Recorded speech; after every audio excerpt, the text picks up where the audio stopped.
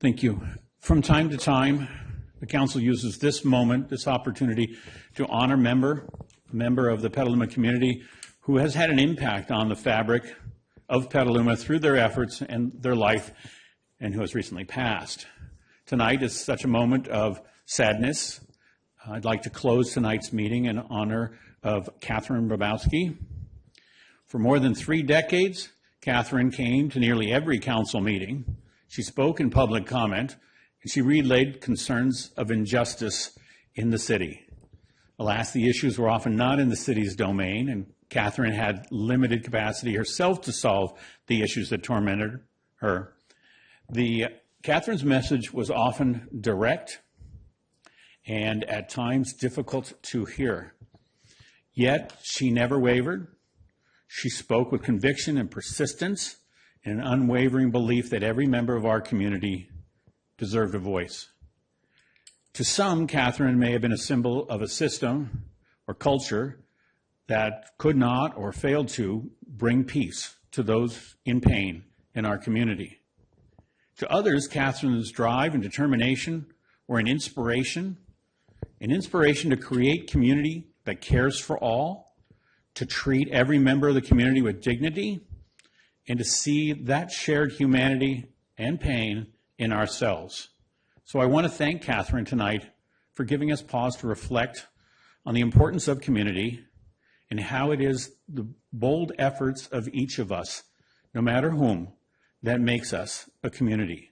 Thank you, Catherine. We will miss you. We're closing tonight's meeting in honor of Catherine. And that takes us to our proclamation for the evening. And this meeting, we have our National Healthcare Week. And we invite Pedro Toledo, CEO of Petaluma Health Center, and Jose Guzman, Communications and Public Affairs Manager of Aliados Health, to the podium to accept the proclamation, which reads, whereas National Health Center Week celebrates the theme, Building Innovative Care Where It Matters Most, and it recognizes the vital role of community health centers have played as cornerstone of the nation's healthcare safety net for more than 60 years.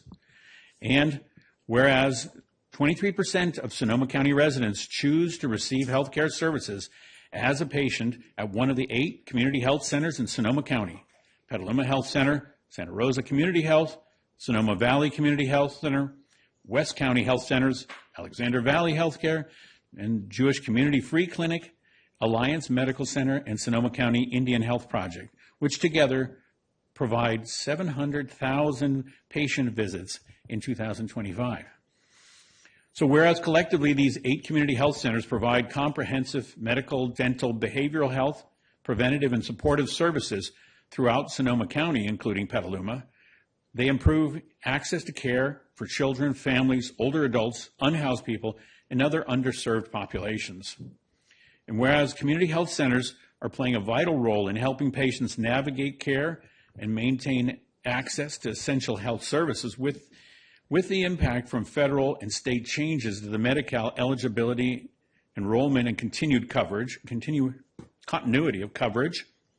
And whereas each community health center has a dedicated team, including physicians, dentists, nurse, behavioral health professionals, community health workers, and support staff, as well as volunteers and governing board members whose dedication and service improve the lives of Sonoma County residents every day. Now, therefore, be it resolved that I, Kevin McDonald, Mayor of Petaluma, along with all the members of the Petaluma City Council, do hereby proclaim August 2nd through 8th, 2026 as National Health Center Week in Petaluma and recognize the outstanding contributions of Petaluma Health Center and the 7 other community health centers in Sonoma County, as well as the regional consortium, Aliados Health, for their work to expand access to high-quality, affordable health care. Thank you.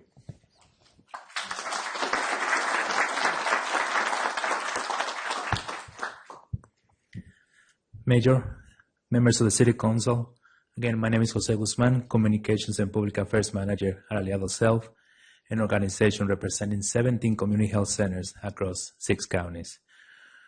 We sincerely appreciate your support in recognizing this week as National Health Center Week.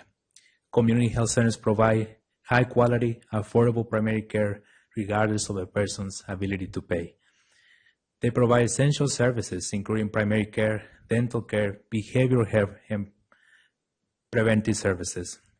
As the resolution noted, community health centers in our region provided more than 700,000 patient visits to more than 100,000 patients last year, only here in Sonoma County, demonstrating the vital role that they played in our communities. Thank you again for recognizing this week as National Health Center Week and for your continued support. We look forward to continuing our partnership to make our community here in the city of Petaluma and across the county. Thank you.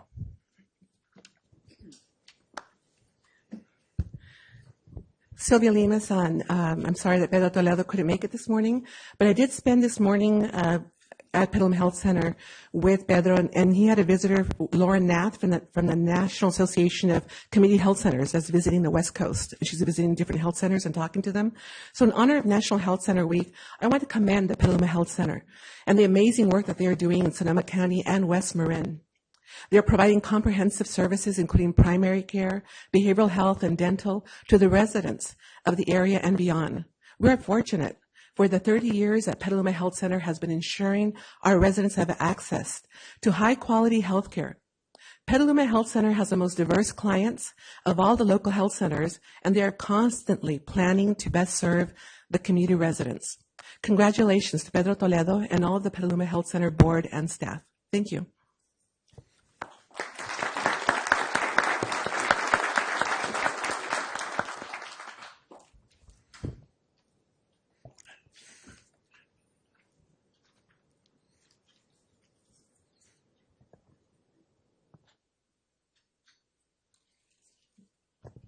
And thank you very much.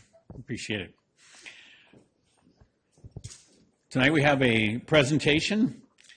We have a presentation from the Marin-Sonoma Mosquito and Vector Control District. And I'd like to invite up the Vector Control District's manager, Peter Boncrude. Boncrude, yep, that's it. To help us out with the presentation. Great, appreciate it. Wait for those slides to go up. Again, my name is Peter Boncrude. I'm the district manager at Marin-Sonoma Mosquito and Vector Control. Appreciate the mayor, council members, and staff giving me the time, and hopefully I'll keep it as brief as I can. I know you guys have a busy schedule today, but we'll go over a little bit about what we do, a little bit about 2025, and a little bit about 2026. Next slide, please. I should note that you have a representative from Petaluma, so each incorporated city is allowed to have an authorized appointee to our board, and Susan Hootkins was hoping to be here. Unfortunately, she wasn't feeling well, so she decided to stay home. All right, so let's talk a little bit about the district. So we are one of 3 bi-county districts in California, so we cover both Marin and Sonoma County. We cover over 2,200 square miles, so it's a lot of geographic location that we cover, and within that we cover around 800,000 residents, and we have over 25 mosquito species that we focus on. We were formed very early on. We're actually the first mosquito district that was created in California, and if you go to the next slide, we'll talk a little bit about how. So in the early 1900s, the San Rafael Women's Improvement Club decided they wanted to start mosquito control because it was so hard to live in Marin County. And so what they did is they got an entomologist from UC Berkeley, they paid him some money, and they came up with some mosquito control ideas and actually hired the first mosquito control inspector in California. And our history begins there. And so basically our district was created when the vector control law was created in California, which was in 1915. We were one of the first districts to be created under the vector control law. And then we continued to expand and incorporate over the next 100 plus years. And now, as I mentioned, we cover both counties completely. Marin and Sonoma, our headquarters are centered in Cotati. And we moved from what was largely impoundment work and source reduction to a very highly advanced mosquito and vector control organization that uses geospatial information, that utilizes a lot of timing, drone technology, a variety of things that we use to do our daily jobs today. Next, please. What do we do? So our mosquito and vector control largely focuses on mosquitoes, so that's the immature surveillance, finding the mosquitoes while they're in the water, as well as adult mosquito control if they've taken to wing and started to fly and could potentially transmit diseases. In addition to mosquitoes, we also work on tick surveillance, so identifying the ticks in our population and then testing those ticks for potential pathogens that they may transmit, so we can track the level of infection within our populations. We also do rodent surveillance and rodent consultation, so if somebody has an issue with rodents in and around their property, our technicians can come out and give good tips on exclusion, source reduction, reduction in harborage, things like that, things that can make their world better in terms of rodent control. They can take that report and then do the rodent control themselves, or they can hand it to a private pest control operator to do that work for them. So it's a nice little stopgap or check for them to make sure that the services they're getting from the private industry are appropriate. In addition to that, we also have a Yellow Jacket program, which has been exceedingly popular. But last year we had, I think, close to 8,000 Yellow Jacket calls throughout both counties. It was a big year. It was about 4,000 more than normal. But even still, we see those services getting utilized every day. And now we're kind of getting towards the peak of Yellow Jackets. If some of you have experienced ground nesting Yellow Jackets in the last month or so, we've definitely seen an uptick in phone calls. Next. In 2025, as I mentioned, we had record service requests, most of them falling in the Yellow Jacket world. But in addition, we took a lot of mosquito complaints. We did have one positive dead bird for West Nile virus. So far in 2026, no West Nile virus indicators in either Marin or Sonoma County, so that's fantastic news, and we hope we end the season that way. But we have some things working against us, which we'll see on a further slide. Next slide, please. Just district-wide trends, you can see in general, we see an uptick in our service requests in the areas where we're the most populated. I think that makes sense.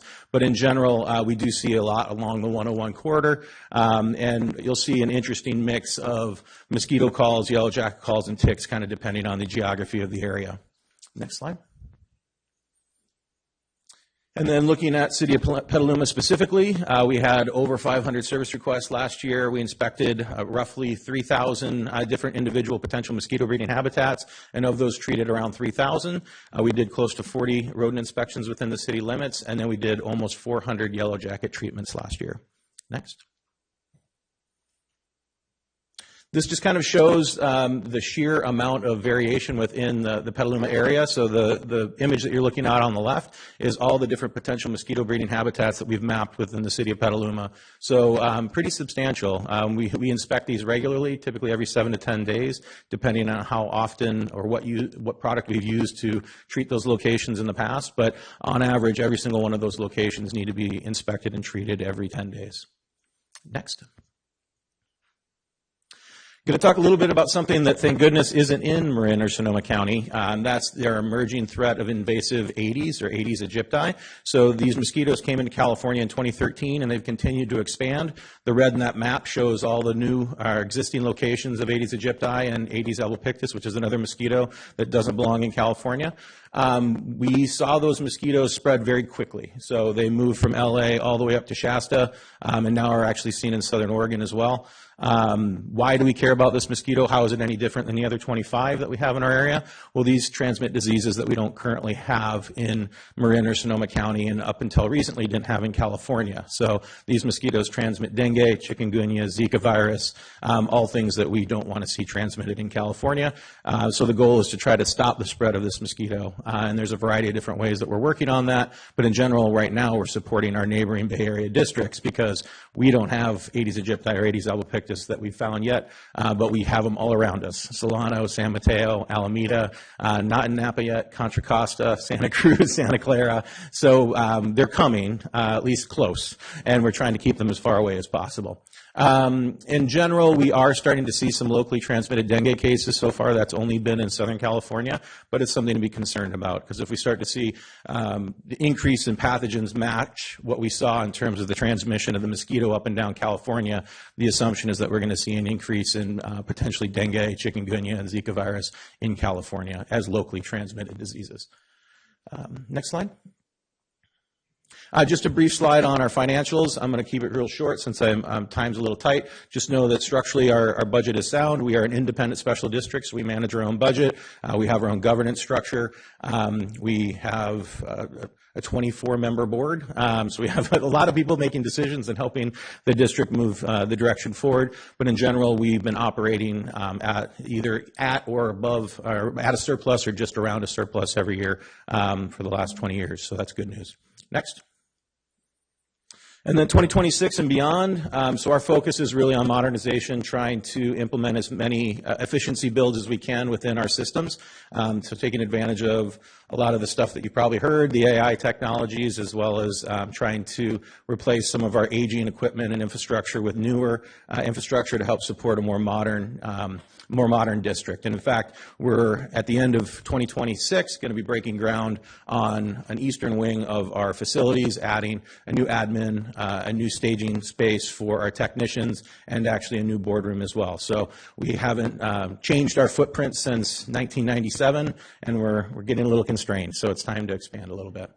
In addition to that, we're enhancing our surveillance. We're creating a new web and network of surveillance tools that are out there, new trap types, as well as looking for those mosquitoes, those invasive Aedes mosquitoes moving into our borders, and hopefully getting that early warning out as quick as possible so that if we have to respond, we can respond before they really become entrenched.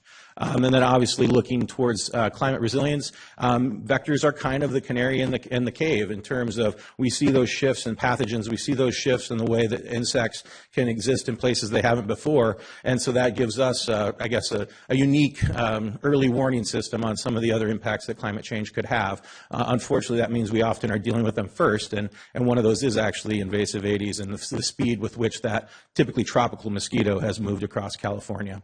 And then really trying to do more of what we're doing here today, so building deeper partnerships with our city partners, with our county partners, and with our NGOs in the area, basically trying to expand our ability to know what's going on and also hopefully leverage whatever resources other agencies can help, and vice versa. We can help leverage our resources for others. Next slide. Just real quick, I'll hit on 2026. So far, things are looking pretty good for us. We are seeing an uptick in the mosquitoes that can transmit West Nile virus, but we aren't seeing what they're seeing statewide, which is definitely above average West Nile virus numbers. So as of last year, we are at about 680 positives mosquito samples at this point of the year. They're up over 1,000 now, and so we're sort of seeing that statewide that West Nile virus is going to be kind of a big year for West Nile virus, at least across California. The hope is that we can mitigate that in Marin and Sonoma counties. Next. And then finally, again, we'll mention that we are running ahead of where we were in 2025, year to date. So you can see the counties on the left that are kind of outstripping all the others. It's not completely unusual. We typically do see a lot of activity in the Central Valley, and we do see a fair amount of activity in Southern California, but we are seeing that spread across Sacramento, Placer County, and even we're starting to look towards things moving towards the coast as well. So San Mateo is reporting higher numbers than average, Alameda, as well as Contra Costa. Next. All right, that's it. Hopefully I left any time there might be for any questions. If not, you're always welcome to give us a call. You can always go to our website as well, which is www.msmosquito.org, and get a ton of good information there. And you can always call the office at 707-285-2200 if you have specific questions that you need staff to answer. Thank you for your time. Thank you very much. Great presentation. We really appreciate your vigilance on our behalf. And I'll look up and down the dais and see if anyone has a particular question tonight. I think you've overwhelmed us with the competency and the need for the program. And thank you very much. Appreciate you coming in and sharing the news with us. Thank you. And I will mention that we're going to have an open house September 19th. I did give you guys all cards, and then there are some in the back where the sign up is for any of the public that are interested. September 19th, come see our facilities before we tear them all down. There's going to be a lot of fun events, booths, and takeaways, free food. Should be a really fun time. So anybody that can make it, appreciate it. You want to speak? Well, thanks. I think we do have one comment, not question maybe, but Councilmember DeCarli? No. I just wanted to say thank you for the presentation. That was a lot more thorough than I thought it was going to be, and I appreciate the history slide as well. And just as a little public service announcement, anytime you see stagnant water in a bucket or something like that, if you're not using it, if you're not watering animals with it, turn it over. So, yep, thank please. Thank you so much for that. If it's going to be there for longer than 3 days, dump it out. Thank you. Thank you so much, everyone. Thank you.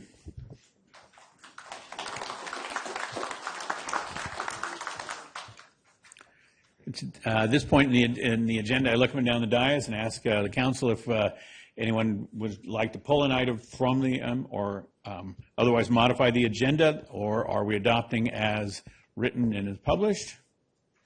And seeing no hands rising, we're adopted by acclaim for the agenda as is, which moves us into general public comment. And as per my long introduction earlier, I get to have another shot at it right here. Per our regular procedures during general public comment, the public is invited to make comments on items of public interest that are within the City Council's subject matter jurisdiction and that are not listed on the current agenda. Public comments are limited to 3 minutes per person, but depending on the number of persons wishing to address council, time will be allocated in equal shares, no more than 20 minutes.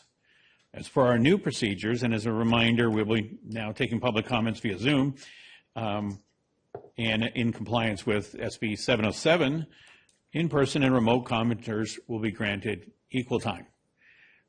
So if we have more than 20 people wishing to speak, the first 10 in the room and the first 10 on Zoom would constitute equal time. And Zoom tracks the order of the hands that get raised, and so we'll work from that list. In order for Zoom and the in-person participants to know if they're the first 10, we will read out the names of the speakers, and additional comments beyond the 10 are, and this is a maximum case scenario, additional comments will be heard after the last business item on the agenda. So if there are less than 10 of each in-house and Zoom, we fill from the other pool and until we have 20 speakers. And we will hear in-person comments first. I will call speakers to the podium.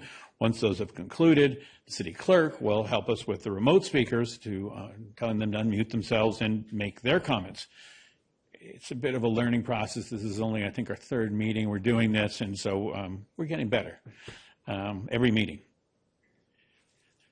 Madam Clerk, I think I've got everything there, and let's lead into, did we get comments online prior? We did. I believe we got 12. Those are posted online.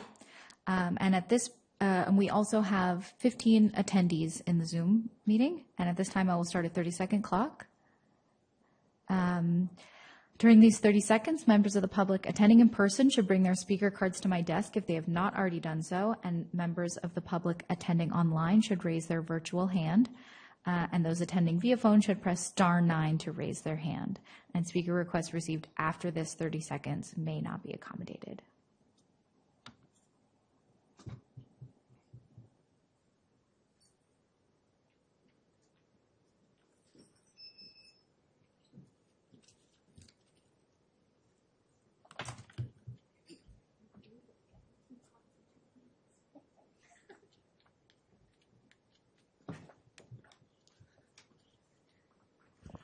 Okay, I've been informed that we have 18 speaker cards in the room and 2 speakers on Zoom.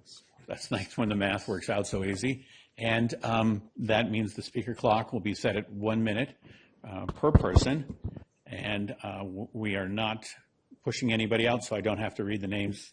Everyone in the list will have the opportunity. So our first speaker will be Tom Chamberlain, to be followed by Amy Taylor.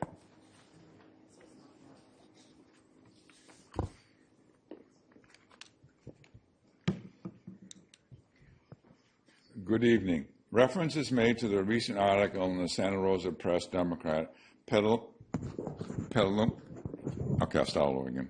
Good evening. Reference is made to the recent article in the Santa Rosa Press Democrat, Petaluma fires back at the grand jury. In that article was a Thursday issued statement by our mayor, 4 days before the council met to discuss and vote upon the city's response to the grand jury, where it clearly stated to the city's position, both refuting and castigating the grand jury. I have read the city charter and the municipal code, and I don't see where our mayor has his spokesperson authority. To the council, beware of overreach. To the mayor, please don't repeat this in the future. Thank you. Thank you very much. Amy Taylor, to be followed by Jocelyn Cronin.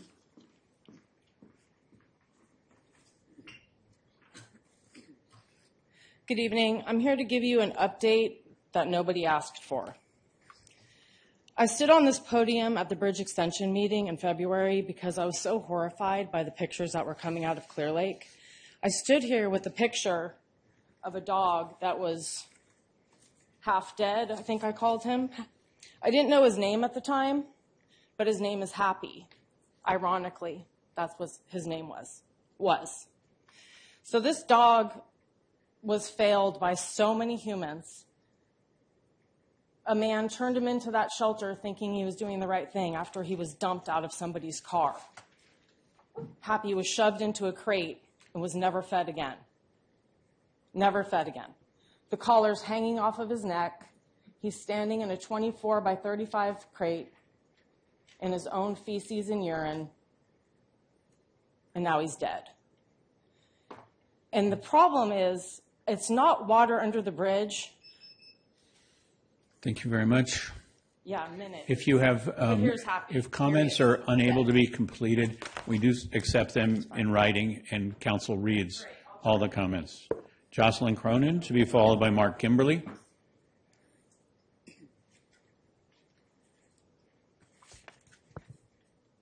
This was my dog, Lucille.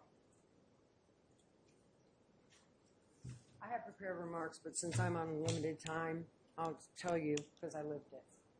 Excuse me. I'll tell you because I lived it. My dog got into a little altercation with my other dog, and so Animal Control had me quarantined at North Bay Animal Shelter for 10 days. I visited Lucille just about every day and played with her. I didn't think that I could bring her home because I had a 91-year-old mother living with me, and my husband had died. So I had to figure out what to do, and Mark Scott suggested, and that's from North Bay Animal Shelter, suggested to me that I send him to Shannon Miranda at Miranda's Rescue because it was guaranteed that she would find a loving home, he would find a loving home for her, and not be killed or live her life out there. So that's what I was told. Now, all of this has now come to light as they're digging up Miranda's Rescue and finding all of these dogs' bodies. So what I do want to read to you, because I do not ever delete anything. This is a text from 2021. Thank you very much. The minute has I need elapsed. I need to read this. And would submit it. Mark I Kimberly is our understand that. next I need to- speaker. everybody needs the to- mic.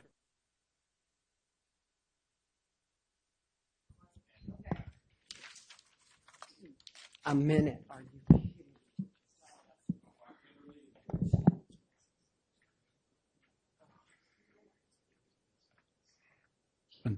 One moment, please. Mark Kimberly, to be followed by Dara Childs. Well, I see you all made the front page again. Petaluma fires back. It's just a big word salad, more of the same excuses. But on page 2 of this article, there's a picture of the animal shelter. Look at that big, beautiful truck right in front. That was purchased for $36,000. DMB says it's still owned and insured by the city of Petaluma. 2 weeks ago, I was here and I informed you that that was illegally in the possession of the same guy you fired from that animal shelter. He took the signs off it and kept it for himself. What are you going to do about that? Now, when I reported that, I thought I was helping you to recover stolen property. But just hours later, I began receiving a series of very nasty, threatening, intimidating phone calls, voicemails, and text messages from a police detective informing me that now I was the one under investigation around that truck. Not the thief who stole it, but me, the guy that reported it to you. I angered and embarrassed you so much that you felt the need to punish me by arranging for this harassment. Well, you can investigate me all you want. You're just going to find out I'm Mr. Clean, and I'm not going away. I'm going to dig deeper and work Thank harder. you very much. Dara Childs, to be followed by Jeff Charter. We don't cede time in general public comments, so I'm sorry that doesn't work. Dara Childs, to be followed by Jeff Charter, and She's giving me her time. No, that doesn't work that way in general public comment. It works, it doesn't, it doesn't work in general public comments. It works on agenda items only. Last week, we were in an agenda item. So. Dara Child, last call? Okay, thank you.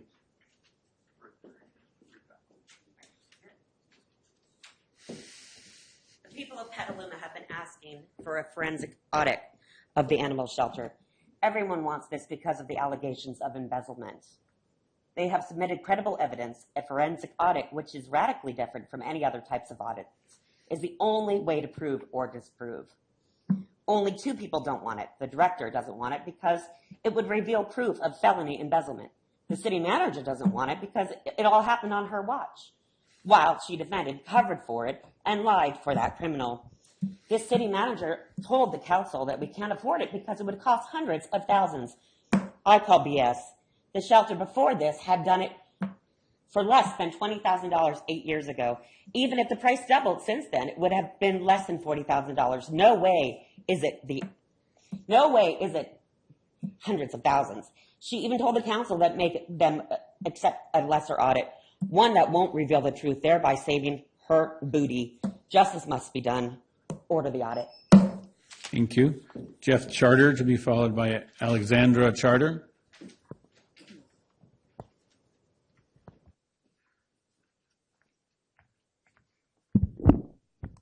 Well, I came a long way tonight. I'm the former executive director of Petaluma Animal Services Foundation. Functioned the animal shelter here in Petaluma for 6 years. Over that 6 years, we functioned in the black. We met all the standards of the requirements of our contract, and we put $360,000 in the bank over that process. The intervening 6 years after that, North Bay took over, and they functioned at a deficit every year to the tune of $350,000. And now we all know what happened since then, and no questions were asked. You had one man in control of all the finances. He wrote the checks. He did the bookkeeping. Nobody checked it on the board. Nobody checked it from the council. Nobody checked it from the CMO's office. Nobody checked anything. And now you want to tell us it's water under the bridge. That, my friends, is a cop-out. Thank you.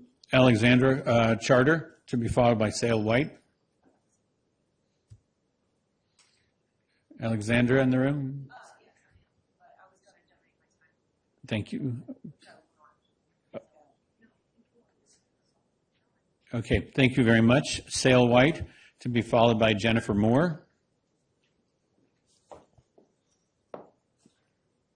I was planning to donate my time to Jeff Charter, who came here tonight, because City of Petaluma ruined a really beautiful thing that he was in charge of. A couple months ago, Ms. Cater Thompson mentioned that was for political reasons. You did. It would be really interesting to know what those political reasons were. Petaluma had a world-class, top-notch animal shelter that was running in the black, not killing animals, on the same budget that North Bay Animal Services had. You guys handed it over to a criminal you didn't investigate for 8 years, despite massive public outcry.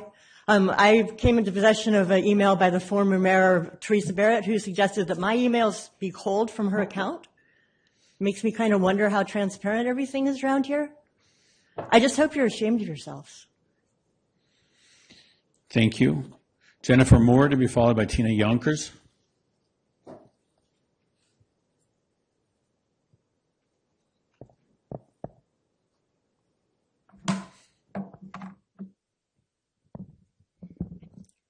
Good evening, Mayor, City Council, City staff. Youngstown senior residents saw another park-owned mobile home sold to all ages, the senior park overlay zoning requirements just this last week. In taking it a step further, evidence presented itself from a realtor that Youngstown management demanded a private seller's realtor sell to an all-age person who was a relative of a previously sold park mobile home, also sold as all age from the same Youngstown manager. The realtor would not comply as it would jeopardize his real estate license. On the park-owned mobile home just sold, a fellow resident stated to the buyer that Youngstown is a senior mobile park, and the response was that management stated that it is all-age park. It is an all-age park, and the residents won't accept it. Thank you. Tina Yonkers to be followed by Marie Cuneo.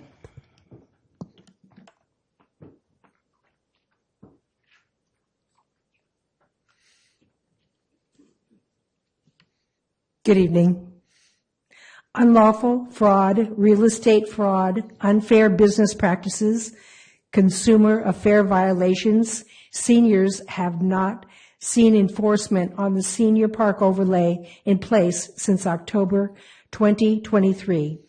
Senior overlay is clear for every purchase, agreement, lease, no sign, no notable, no use of illegal, all-age rules. The park owner and management must be held accountable. Defend, enforce, and strengthen. No lawsuit decisions exist that allow violations of the senior park overlay and the 5 senior park overlays. None of the other senior parks are selling to all ages. Littlewood saw brand new mobile homes brought to their park, owned vacant lots on the day after the press quoted that the park wasn't. Marie Cuneo to be followed by Tim Porteous. Sorry about that.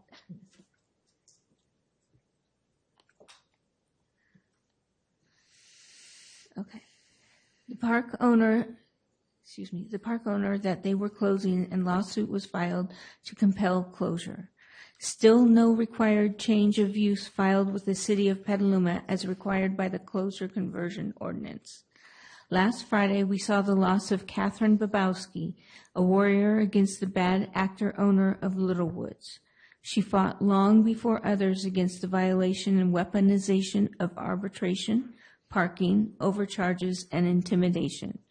We remember her as one that was misunderstood and fiercely protective of her fellow neighbors. Capri still battles intimidation and weaponization of 7-day notices even after the state HCD inspector himself found no violation. How about 2 residents receiving 4 notices at each door at all the same? The violation of a kiddie pool or toys outside for their toddler child. Thank you. Tim Porteous to be followed by Susan Hussey. The Cottages sees a notice to residents that because park owners must align with AB 2782 and no more predatory long-term financial leases, owners are putting all maintenance of park-owned trees on residents effective in September. They are suggesting the residents must pay $26,000 since they can no longer make enough money to maintain their trees themselves. This is a park whose ground rents average $2,200, with some much higher. Reduction of service because predatory long-term leases are dissolved by law. We remind all that we own our mobile homes unsubsidized and that greed has no place in our community. The false narrative that this drives the park owner out is completely ridiculous. These sophisticated investors did due diligence before purchasing, bought additional mobile parks, knowing that the RSO exists and what profit looks like, and have had vacancy control since 1994, nothing new. Notably, the fact... Thank you. Susan Hussey to be followed by Joanne Cameron.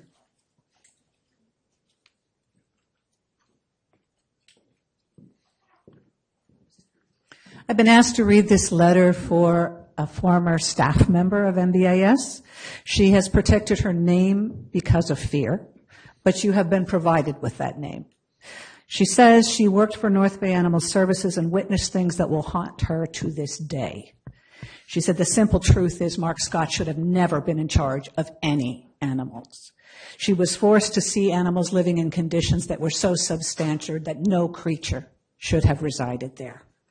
They reported time after time animals that needed immediate veterinary care, and his response was, do the best you can.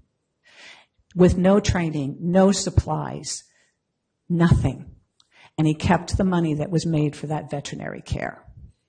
They watched a lot of their animals being shifted off to Miranda's, and they sent emails for updates. None came. Everyone within the NBAS structure looked the other way, including Mark Scott. Thank you. Joanna Cameron, to be followed by Dana Barrett-Geiner. Hi, I'd like to thank the few of you that I've had conversations with for your time. You've been kind, but this is business. You entered into a relationship with the animal shelter, and to say that a forensic accounting is too expensive, let me tell you, we pay it when we get divorced. It's a reasonable expectation that you'll complete the business. I've been up here, maybe we need a new city attorney. I don't know who you're getting this advice from. You enter into contract, you have an obligation to enforce it. And that isn't happening. And it isn't happening in many arenas around the city. So look at who you have employed and why you aren't asking deeper questions. A math major making excuses for numbers should be bells and whistles for you. So I just ask that you do better, and thank you. Thank you. Dana Barrett-Geiner, to be followed by Betsy Richards. From a former employee of Clear Lake Animal Shelter. I worked for Mark Scott longer than I ever wanted to. When I say that, I mean Mark wasn't someone people wanted to work for. Those of us who stayed didn't stay because of him. We stayed in spite of him. We stayed because we loved the animals under his supervision. We knew that if we left, they would suffer even more. I stayed because I witnessed problems that were reported but never addressed. I stayed because someone had to comfort the dogs. I stayed because I believed in the idea of no kill, only to discover that that term was used to appease the public and the cities he had contracts with, so the public would donate to his thrift stores. The reality never matched the words no kill. What he did was managed intentional animal cruelty by legal definition. Dogs were locked into small kennels for months and in some cases years because there were not enough rescue partners willing to accept transfers. One reason repeatedly discussed among staff was that organizations wanted to work with Mark Scott. There was one notable exception, Shannon Miranda's Rescue. Thank you. Betsy Richards, to be followed by Hannah Stewart.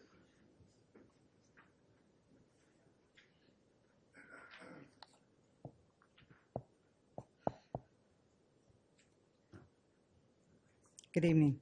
June 2023, after months of pleading for staff, adequate supplies, timely deliveries of food and cleaning products, additional transfers to relieve overcrowding, and better medical support for the animals, dogs were transferred to Miranda's Rescue. At the time, we believed those animals were finally getting the help that they needed. Instead, we never learned what ultimately happened to many of them. Staff repeatedly called and texted Miranda's Rescue seeking updates, but received no response.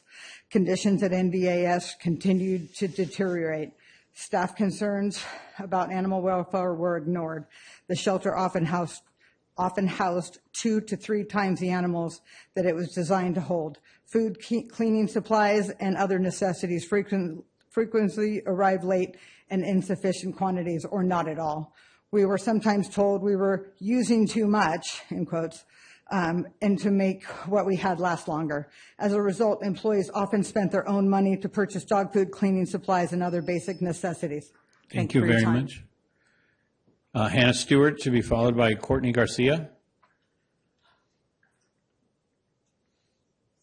Good evening, Council. Our longtime resident, Catherine, passed away this week, as you already mentioned.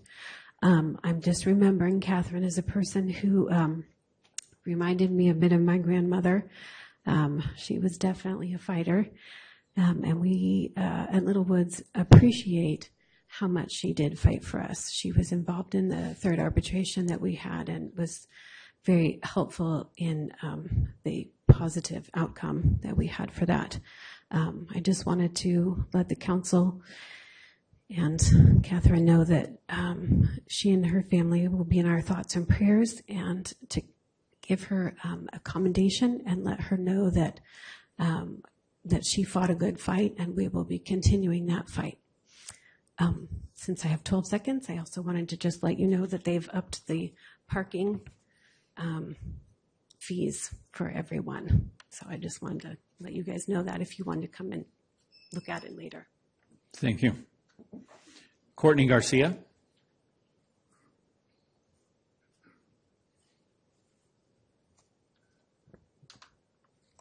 Good evening. I'll be continuing the letter of the anonymous former employee. We repeatedly told Mark Scott that the shelter was dangerously overcrowded. We warned him that that we had too many dogs, and that told him that the conditions were becoming unacceptable and the animals were wasting away due to lack of food. We bought dog food with every spare dollar we had and brought it to work. His response was almost always the same: "We'll look into it." He never did. Nothing changed. Instead of providing resources we needed, employees were forced to spend their own money on basic necessities like dog food, laundry detergent, hoses, squeegees, and cleaning supplies just to keep the shelter operating. This isn't a one-time mistake. This wasn't a bad week. It wasn't an isolated incident. These concerns were the norm, not the exception. The public donated money believing animals were protected. Volunteers gave their time believing they were helping. Employees came to work because we cared deeply about the animals in our care. Thank you. And that concludes our in-house, and we'll take it over to our Zoom participants.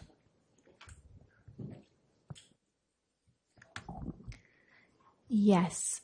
S. Kirks, if you could please unmute yourself and make your comment. Thank you. Susan Kirks, Petaluma.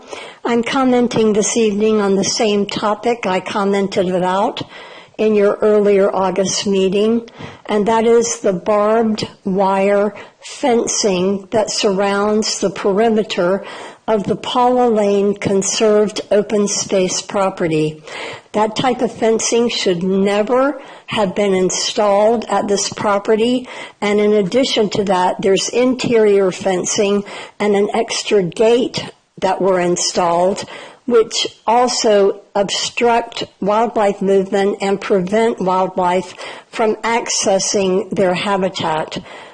That fencing needs to be removed. That was my request in early August, and I continue to receive inquiries and concerns about that. And lastly, I'd just like to say 1 minute for public comment. The mayor has discretion. You could expand that to 30 minutes and add some time so people have... So, unfortunately, is the 1 minute right there. We'll go to our next speaker. Jody, if you could unmute yourself and make your comment.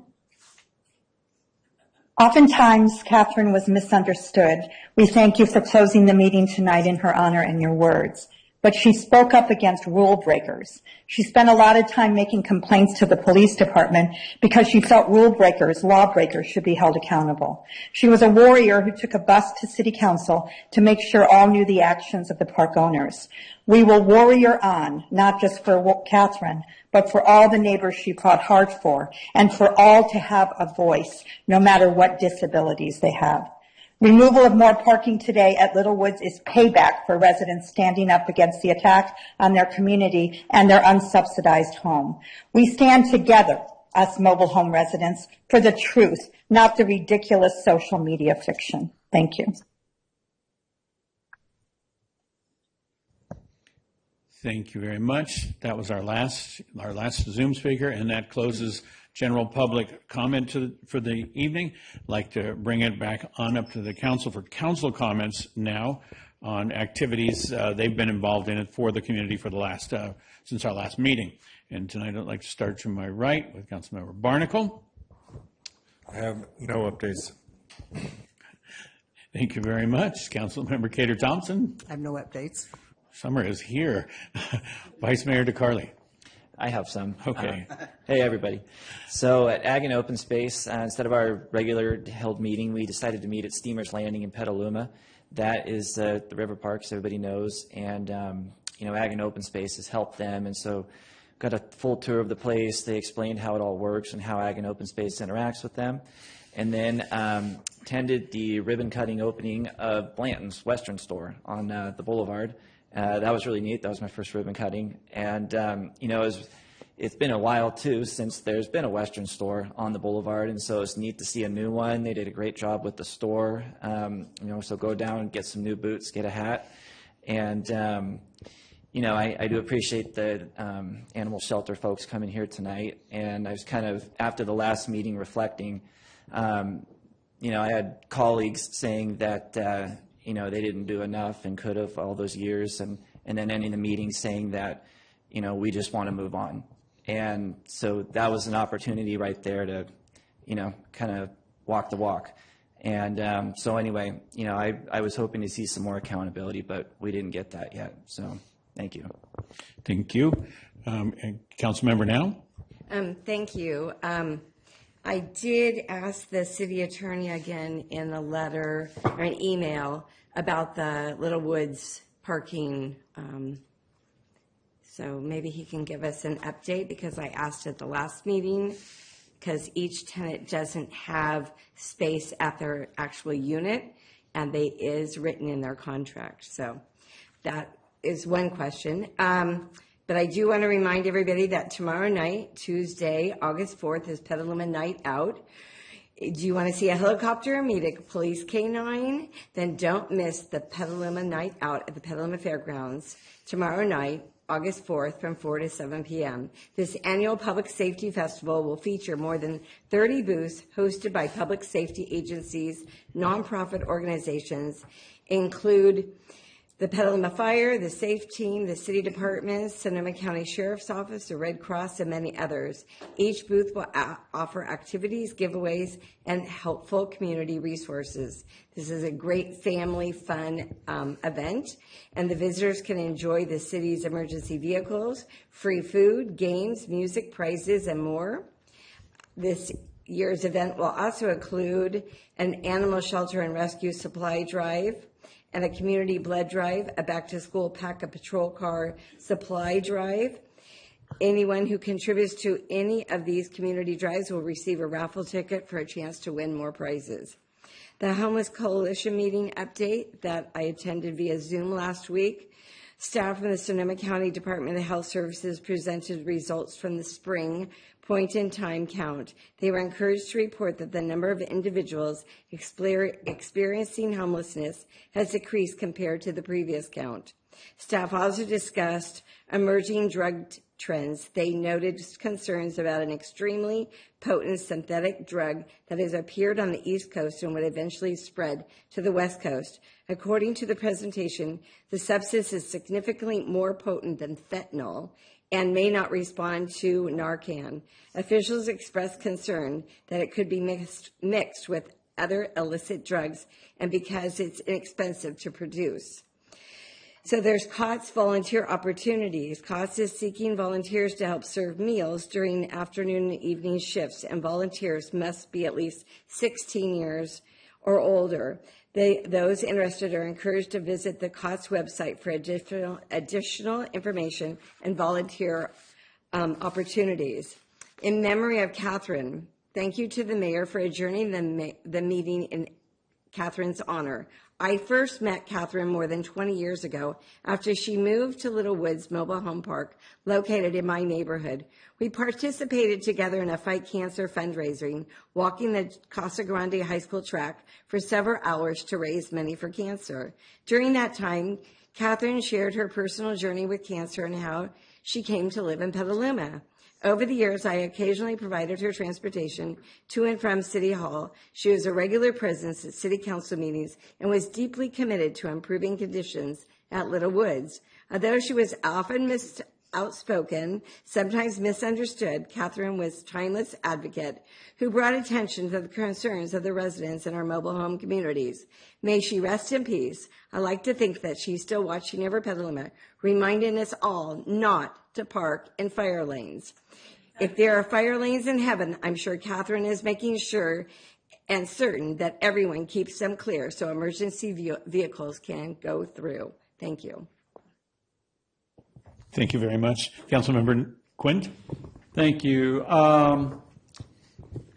So I want to thank staff and the mayor for coming out to Adobe Creek this past week and meeting with the Neighborhood Homeowners Association. Many of you know the Adobe Creek neighborhood suffers from a dilapidated golf course and clubhouse. It's something that's just been deteriorating for years, and it's a real nuisance for the homeowners association and the residents that live there. And so, staff went with open ears, listened, answered questions, and has committed to trying to figure out ways to support the residents in addressing those issues. So I just want to say thank you for that. I'm looking forward to National Night Out. Hopefully I'll win a prize. And I just want to say this Wednesday's PBAC meeting has two important agenda items. One is the Howard Street project, and one is the wayfinding project for the active transportation plan. So this is just one of the public's opportunities to come and see the presentation on those projects and provide public input. So again, it's just another opportunity for our public process, and I would encourage you to come if you are interested. And that's what I got. Thank you. Thank you. Councilmember Shribs? Okay, thank you.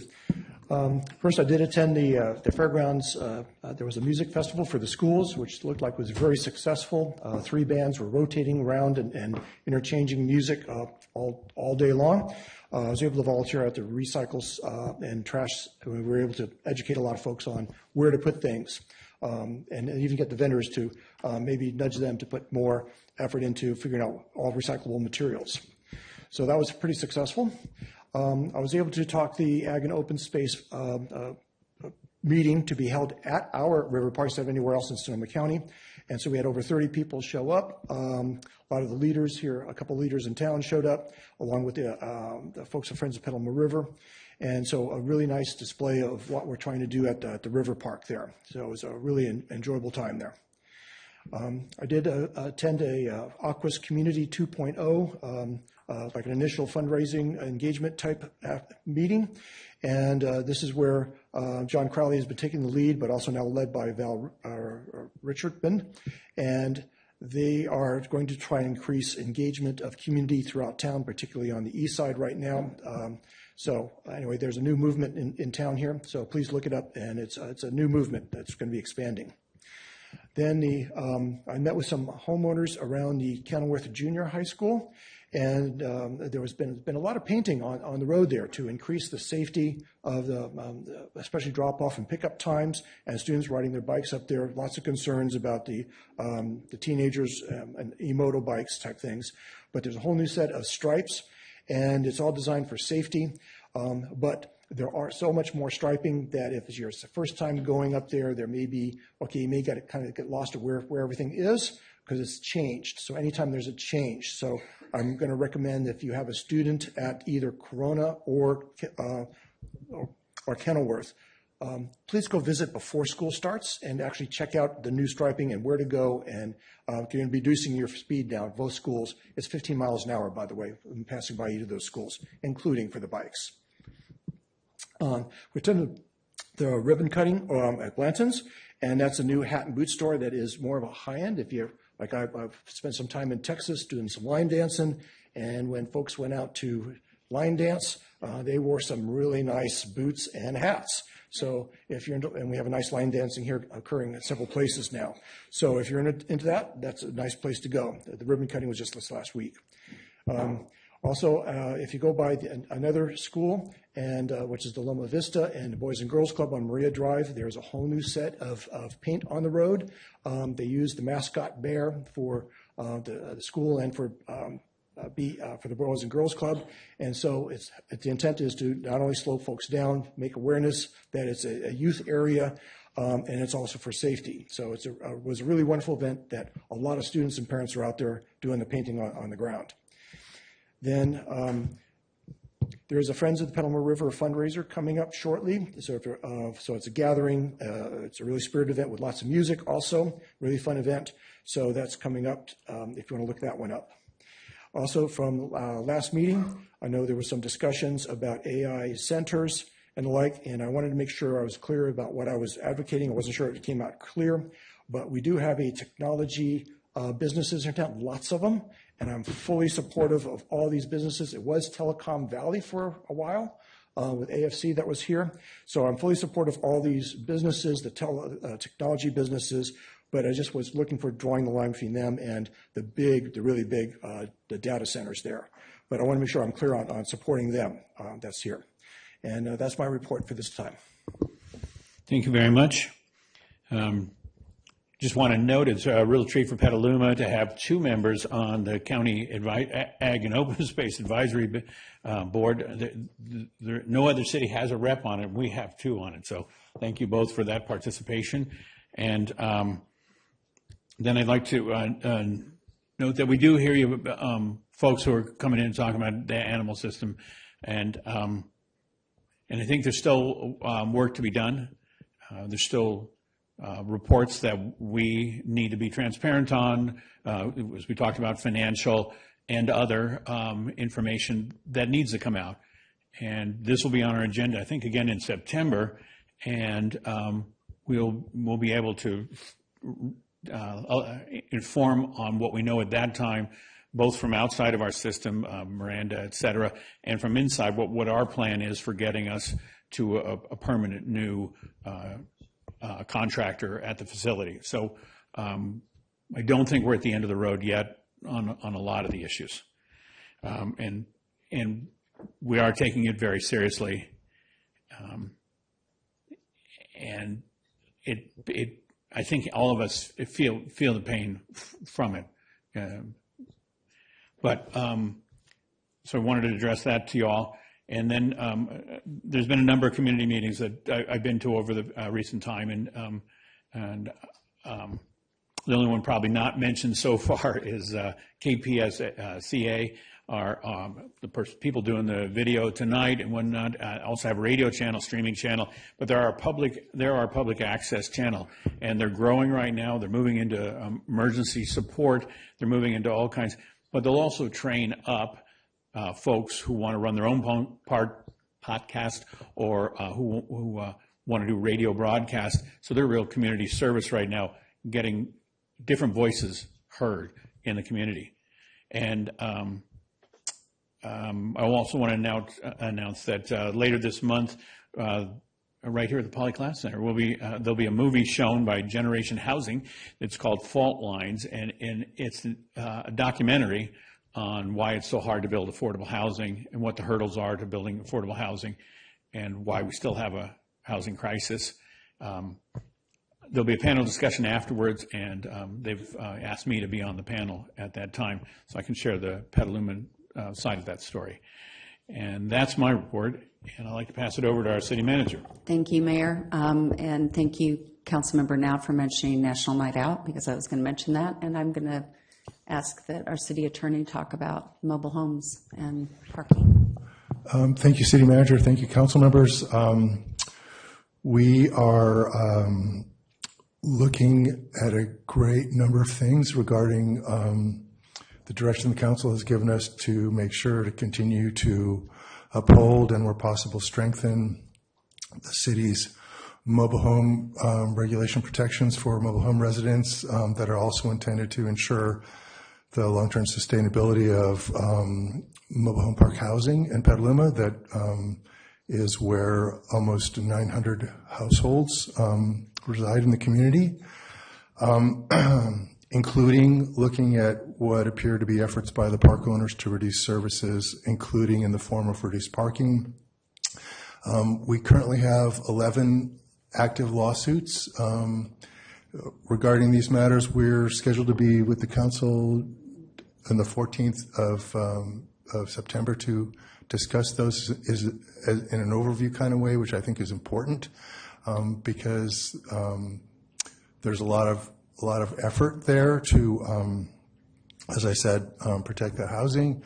I don't have, what I want to say is we're looking at a number of things related to the parking issues, and we continue to appreciate when the residents send us notices they're receiving about these things, because we need that specificity to assess, and our emphasis in all these things are not symbolic efforts. They're efforts that actually impact and protect the housing. So we're very thoughtful about what's going to be the most likely way to accomplish that. We're continue to be pleased with the results we're having in the litigation, and it's not surprising because what's being litigated are things that the courts have already established that they're for some reason are being relitigated now. So I think that's, and like with respect to issues like the parking, we have to consider carefully what's, as I said, what's the best way to accomplish protecting the standard of living for our residents, including with parking on site. So we'll have more to discuss with the council about that, and are continuing to look at best avenues for that. And I really encourage the residents to keep us informed by sending us documents. That's the most helpful way. Also photos of developments that they may have concerns about, and calling is fine too. So I think that's probably the best update for me. And if council members have individual questions, please let me know, and I'll be glad to address them. Thank you. Thank you. Appreciate that very much. That moves us to our consent calendar for the evening. And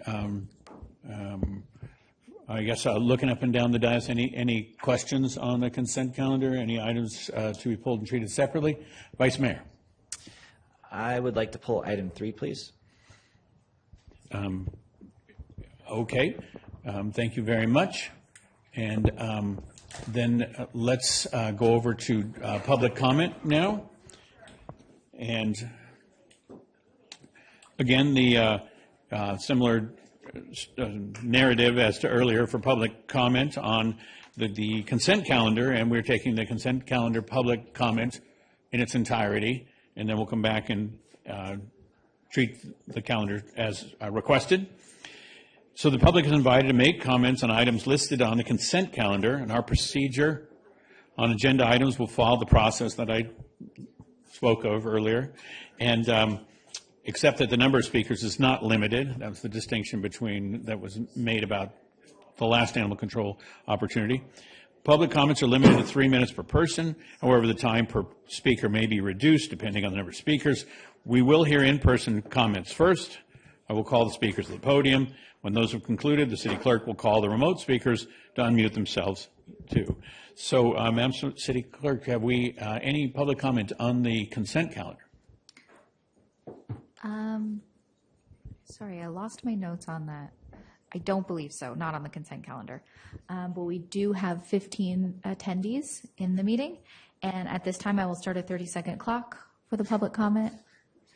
And during these 30 seconds, members of the public attending in person should bring their speaker cards to my desk. Members of the public attending online should raise their virtual hand. And those attending via phone should press *9 to raise their hand. Speaker requests received after this time may not be accommodated.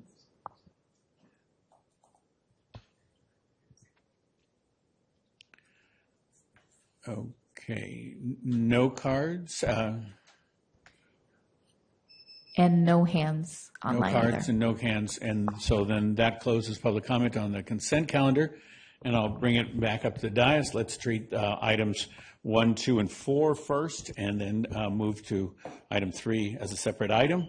And so on 1, 2, and 4, any concerns, comments? And I do have one comment I'm going to make. Okay, go ahead. Okay, I sensed a motion coming. Did I have that right?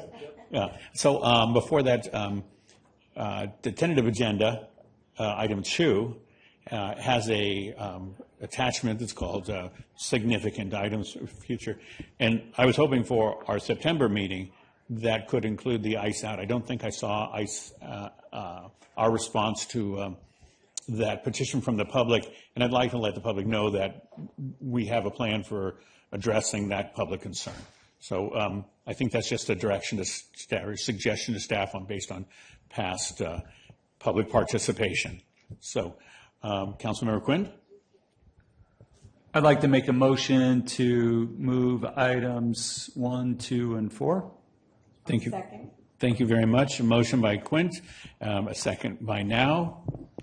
And back to the city clerk for a roll call vote. Barnacle? Aye. Cater Thompson? Yes. DeCarly? Yes. Now? Yes. Quint? Yes. Shribs? Yes. McDonald? Yes. Motion carries unanimously. Thank you very, very much. And now for item 3, the resolution for purchase of 5 battery buses. Vice Mayor, you asked for that to be pulled. What are your thoughts? I did. I don't have any questions on it, but I realize that, city policy wants to replace the existing fleet. But, my concern is less policy and more logic. We had a transit meeting this year where, we've lost over $1 million in funding. Some of the routes are low. Some of the routes were canceled, rerouted. So, transit has shrunk, and it's not quite as widely used. And so I don't think it's fiscally responsible, or it makes sense to then also be purchasing new buses. And so, there's just no reason. We have several buses now. There's just no reason. And so I'm not going to be supporting this. And in addition, I think it's $5.5 million, on new buses. And I realize that's grant money, but it's still taxpayer dollars at the end of the day. So I don't think that's appropriate to do. Thank you very much. All right. I'll move the item, and I'll just say that since mid-24, when diesel in California was around $4.90, it peaked this year in May at $7.35 a gallon. Right now it's $6.30. I think it's prudent for us to be moving toward electric, where we can actually generate the electricity locally and be fixing our electricity prices wherever we can. So I'm happy to move the item. Thank you. We have a motion. I'll second, and I'll say that we just upgraded our bus so they could go electric. The fleet yard. The terminal. Yep. Terminal. Thank you. I can talk. Thank you very much. Councilmember Shribs? Just adding a comment, I will support this, and it's not just buying the new equipment, but also we can, if we have more buses that we need, we can sell some of the gas guzzling buses and get them to where they need to be, because there's other places that actually need those because they can't afford the electric ones at all. Thank you very much. Yeah, and I just want to add too that in 2020 we declared ourselves climate ready and declared a framework that all decisions would be viewed with that lens. And sometimes issues go off the front page and they're not that important, or you don't remember. It's like, I think climate is one of those things we have to keep repeating to ourselves and keep saying, oh, those fires that we're not fond of that are blowing smoke over town, the other battles in the Middle East, everything.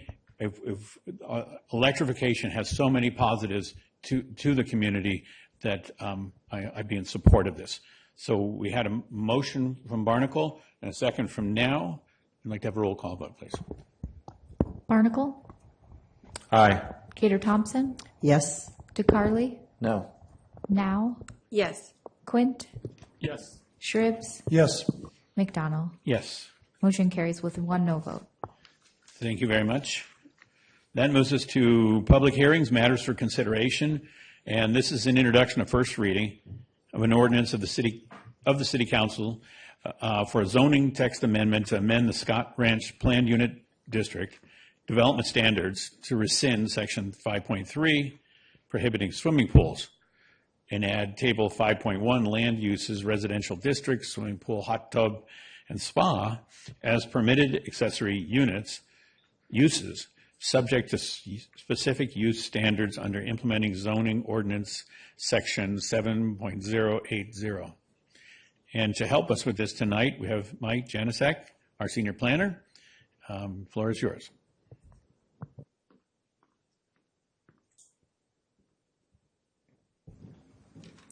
Thank you, Mayor McDonald and members of City Council. My name is Mike Janusek, and here to present the staff report for the Scott Ranch PUD amendment.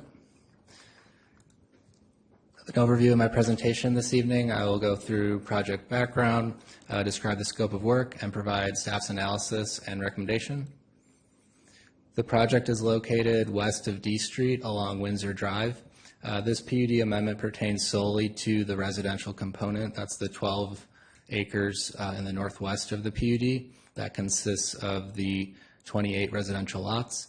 You'll see in the inset map there's also a 47-acre public parks and open space conservation easement. That's also part of the PUD amendment, or also part of the Scott Ranch PUD. The amendment does not include that portion of the PUD. The existing conditions, about half of the homes have been constructed. This PUD amendment, it pertains to swimming pools and would only affect the private fenced-in rear yards.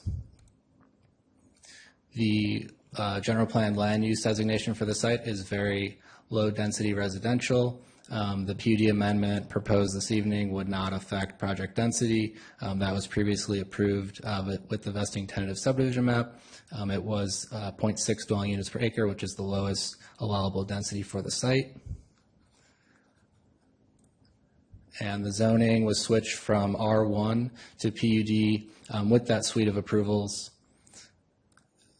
which, as you can see on your screen, City Council adopted the vesting tentative subdivision map, the certified EIR, and the PUD in early 2023. And in 2025, there was a subsequent site plan and architectural review for more detailed architecture and landscaping. It's also noteworthy the origin of the prohibition on swimming pools within the PUD was first brought forward to the Planning Commission public hearing in August of 2022, which was required before going to City Council in 2023. This was the same period in time where there was a moratorium on new pool permits, and the Stage 4 water shortage contingency plan was in effect and adopted by Council in the same time, August 2022. The requested amendment before this evening is to remove section 5.3, which prohibits swimming pools as an accessory use and structure, and then to add swimming pool, hot tub, and spa as a allowed permitted accessory use.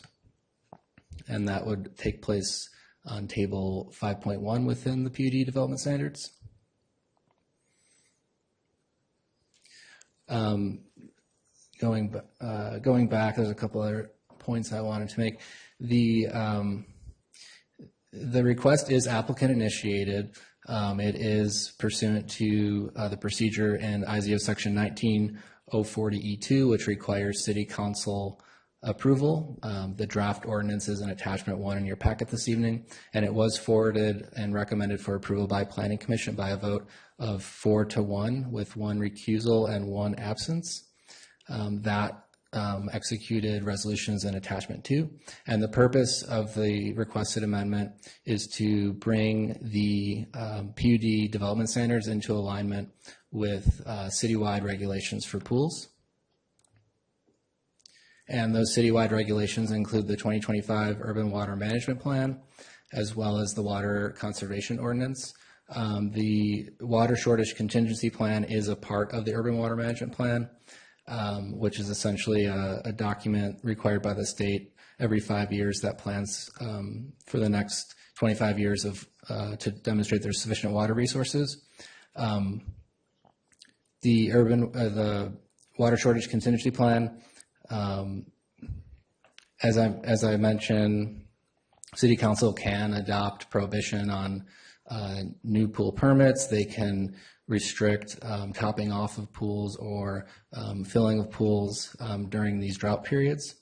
And then the Water Conservation Ordinance, new construction projects with more than 500 square feet of landscaping that require a building permit or design review are required to submit a landscape plan with an irrigation plan that shows a water budget calculation. And swimming pools, per the water efficient landscape ordinance are considered an outdoor water feature, and they're treated as a high water use landscape feature.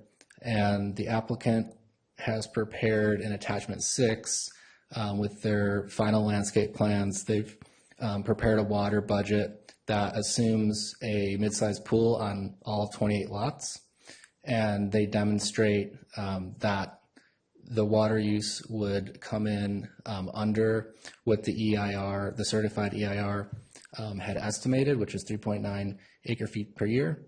And this is accomplished mainly by the fact that the EIR was conservative in its water estimates, and also as the landscape plans have gone through SPAR and gone through building permit, they've become a lot more efficient with the plantings proposed, to the point where 86% of the plantings are low water use.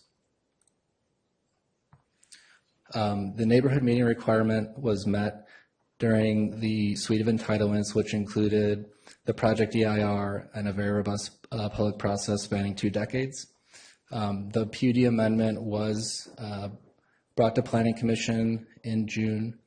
There were 19 public comments, 1 expressing support and 18 expressing concerns over habitat, drainage, wildlife corridors, and the source of the prohibition. Before this hearing, 5 public comments were received regarding the same topics of concern. Regarding habitat conservation, the applicant has obtained all outside agency permits, including those with U.S. Fish and Wildlife, as well as the California Department of Fish and Wildlife. The certified EIR did analyze and disclose a permanent loss of 8.26 acres of dispersal habitat for the California red-legged frog, and this would be a direct result of the siting of the residential subdivision. These and other impacts were mitigated through the adopted mitigation monitoring and reporting program, and those measures were all carried out through the outside agency permits. In your packet this evening is also a biologist memo, which was prepared to more comprehensively and directly respond to public comments from the Planning Commission hearing. This memo specifically speaks to pools serving as an attractor to the red-legged frog or other animals, and concludes that the fencing, the mandatory pool covers, really this chlorine serving as a sterile environment would not be an attractor to these species, as there'd be no food sources. For drainage, drainage would be rare.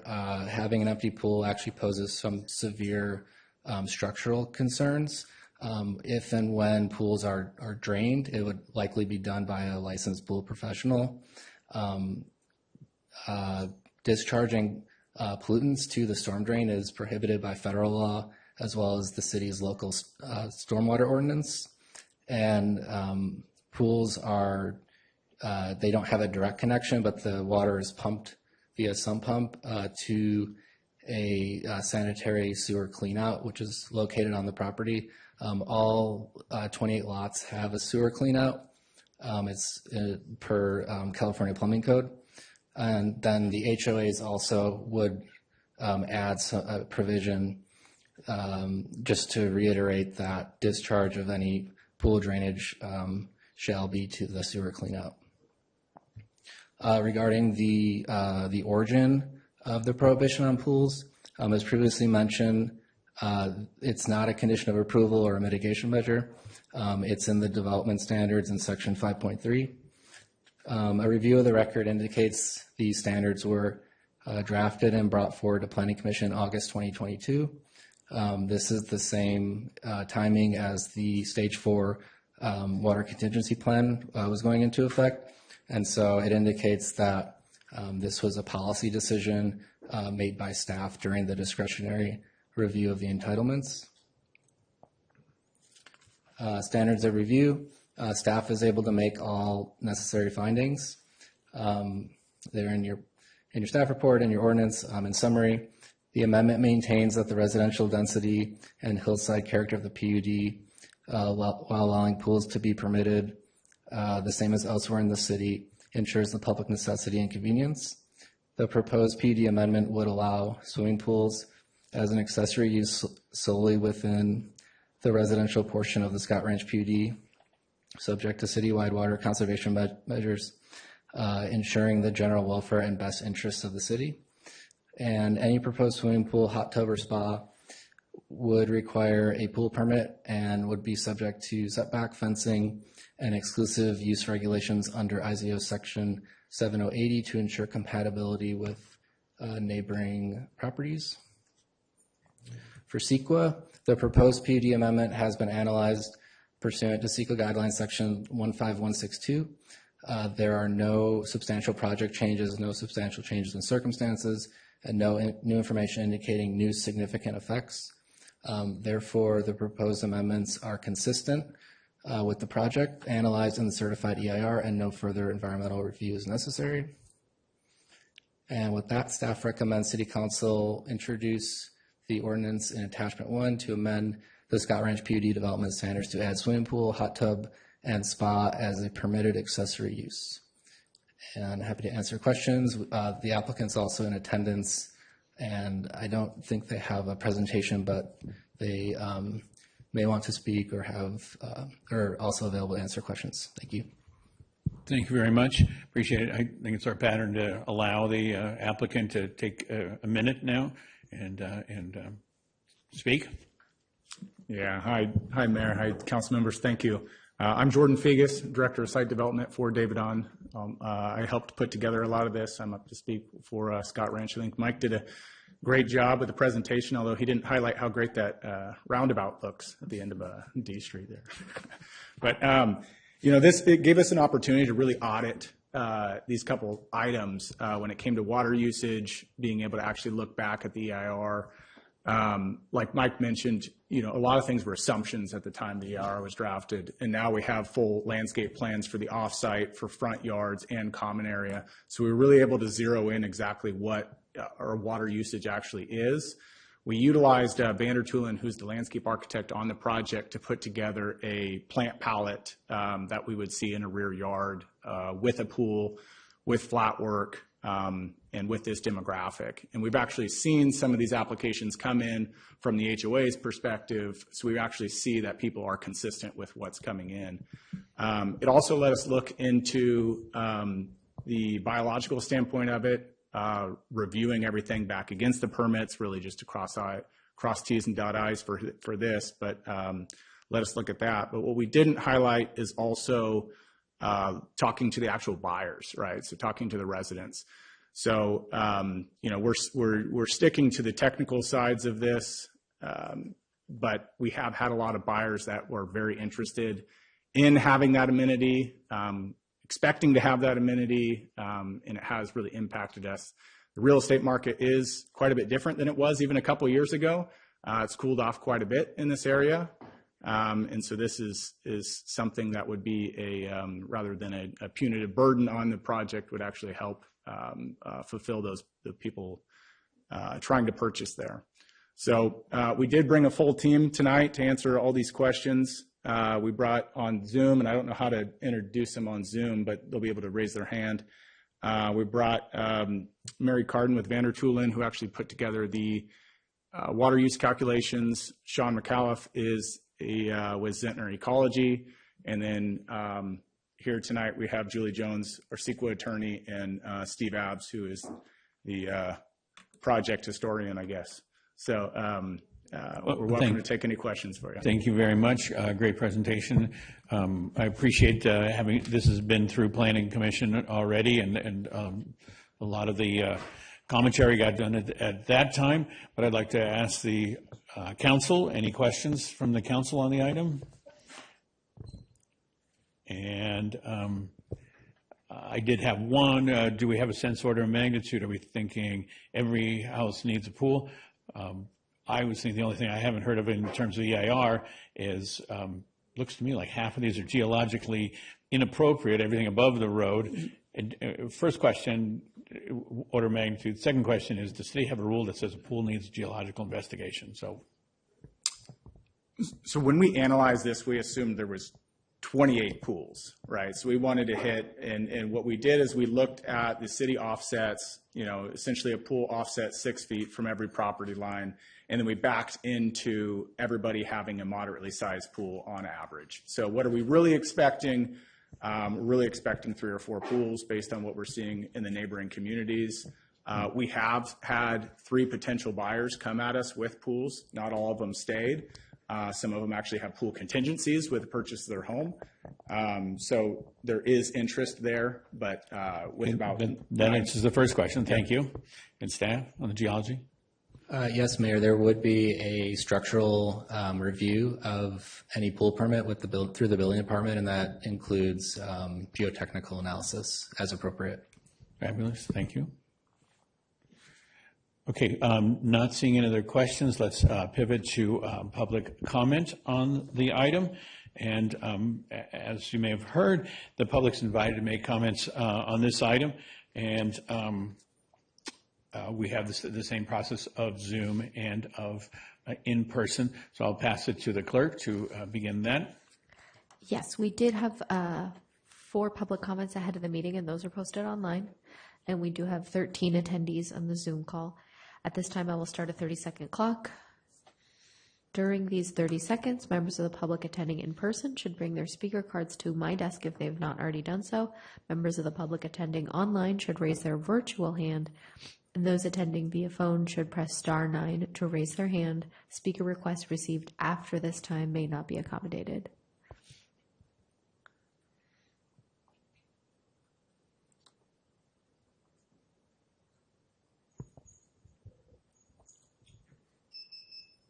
And we do have 1 online speaker request. We do not have any in-person cards. No in-person cards and 1 speaker. Well, then we'll go directly to our Zoom participant. Great. And Susan Kirks, would you please unmute yourself and speak? Thank you. Susan Kirks, Petaluma. I submitted a written comment, so I'll be brief since we're not supposed to take up much time. No one asked a question about the manipulation of the process where the developer wanted to put pools in and spas and hot tubs in the original review when the council certified the EIR and approved the project, and the M group manipulated that process. And I do believe that at least 1 or 2 of you should have posed a question about this. What I really want to speak to is the fact that the ecologist that wrote a memo that's included in your packet has no idea where the wildlife corridor in West Petaluma connecting this habitat area to other habitat areas is. So that information in the memo is absolutely incorrect.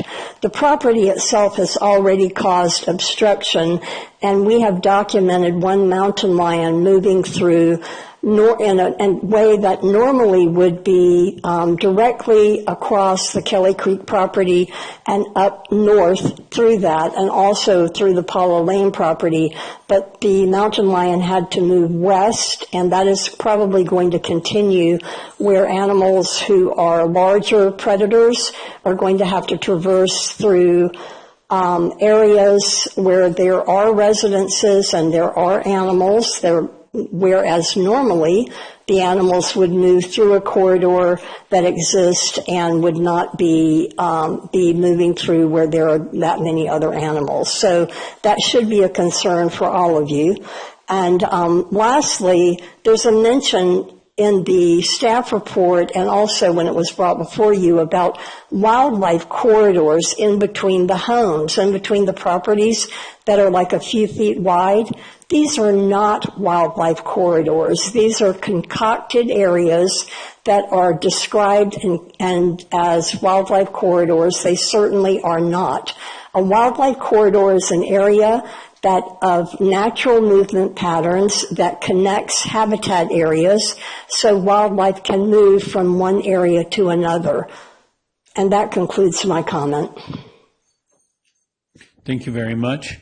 And that was our only comment for the evening, so we are closing public comment on the evening, bringing it back up to council for their thoughts on this.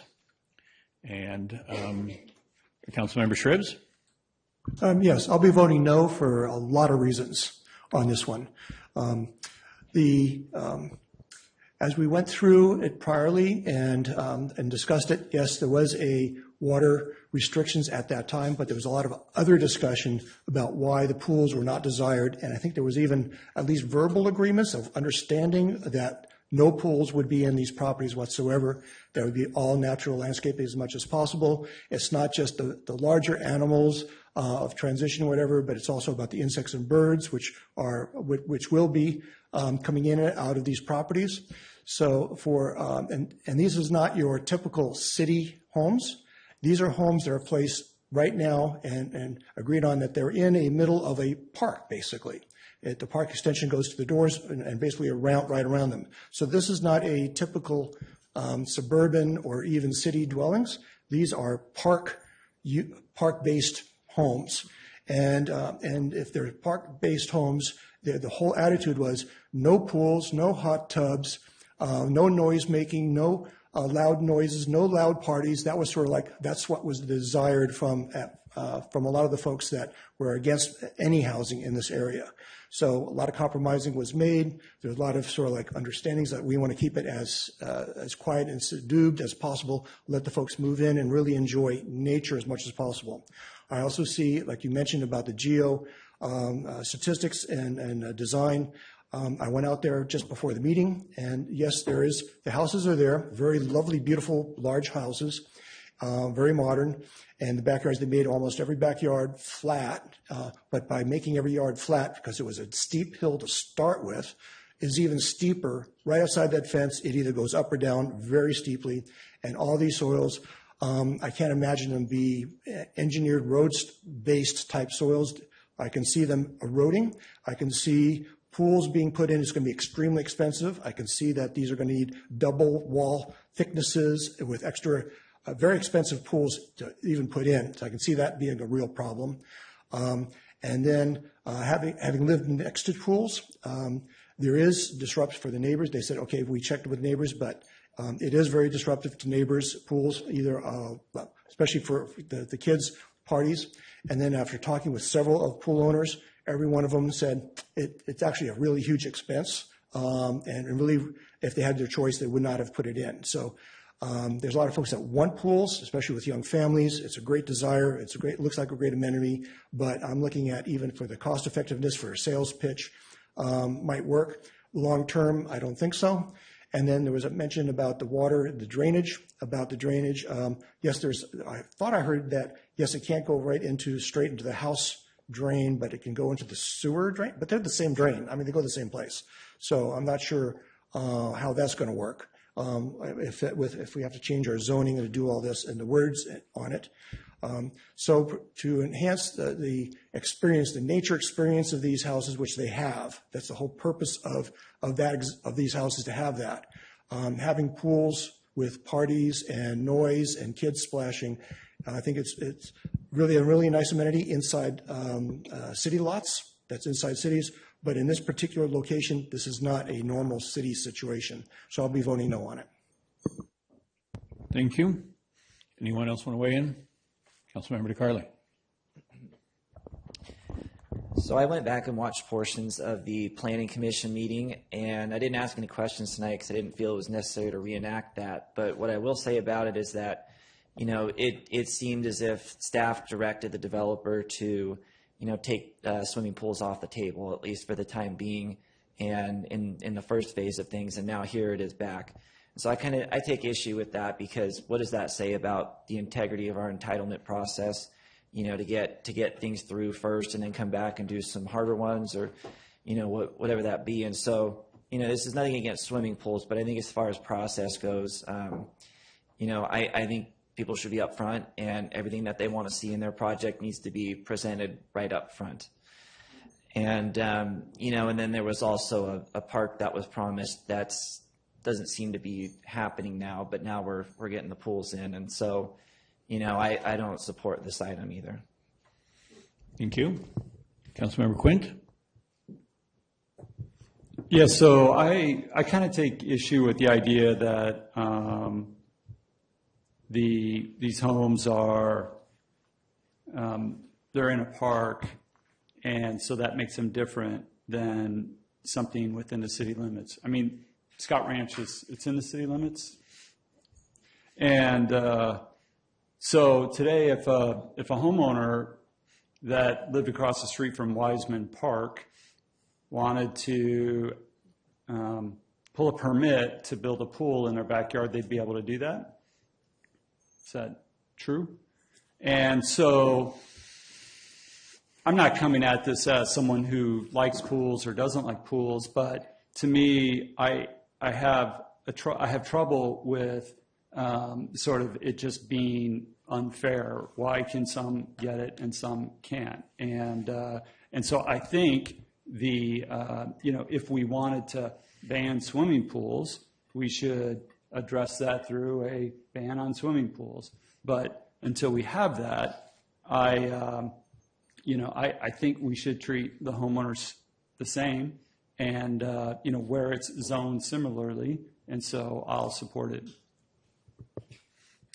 Councilmember Now. Thank you. 20 years ago, this council chamber out to the hallway was packed full of people that were opposing the subdivision in its entirety. And the compromise that has taken place in the last 20 years between the city and the neighbors and this project and the developer is to be commended. I think both sides are happy with the compromise, and the public's going to be pleased with the park that they're receiving in the open space. And I asked questions prior to the meeting on how many new pool permits does the city issue in a year. The city issues approximately 15 swimming pool, hot tub, and spa permits in a year. On my own street, on my side of the street, there's 2 new pools. These were put in by neighbors that have lived in their homes a long time, who are now grandparents, who are ailing, but they want to, they're going to live in their homes, and they have grandchildren, so they're using it for not only physical, reasons, but they're also using it for their grandchildren's recreational, and they're using it for the therapy that comes from swimming in a pool. I also asked about the wildlife, and I also asked about the regulations for pool and spa covers. And so their answers are on our website under council questions. So I will be supporting this. Thank you, Councilmember Quint, because yes, I believe in parks, and I think that pools are more than just recreation. Thank you. Councilmember Barnacle. Yeah, I think Councilmember Quint hit on sort of the core issue that's like settled this for me at the Planning Commission, and that's that, the process that went through, here we are, and 28 homes don't have the same rights that the homes that live right next to them have.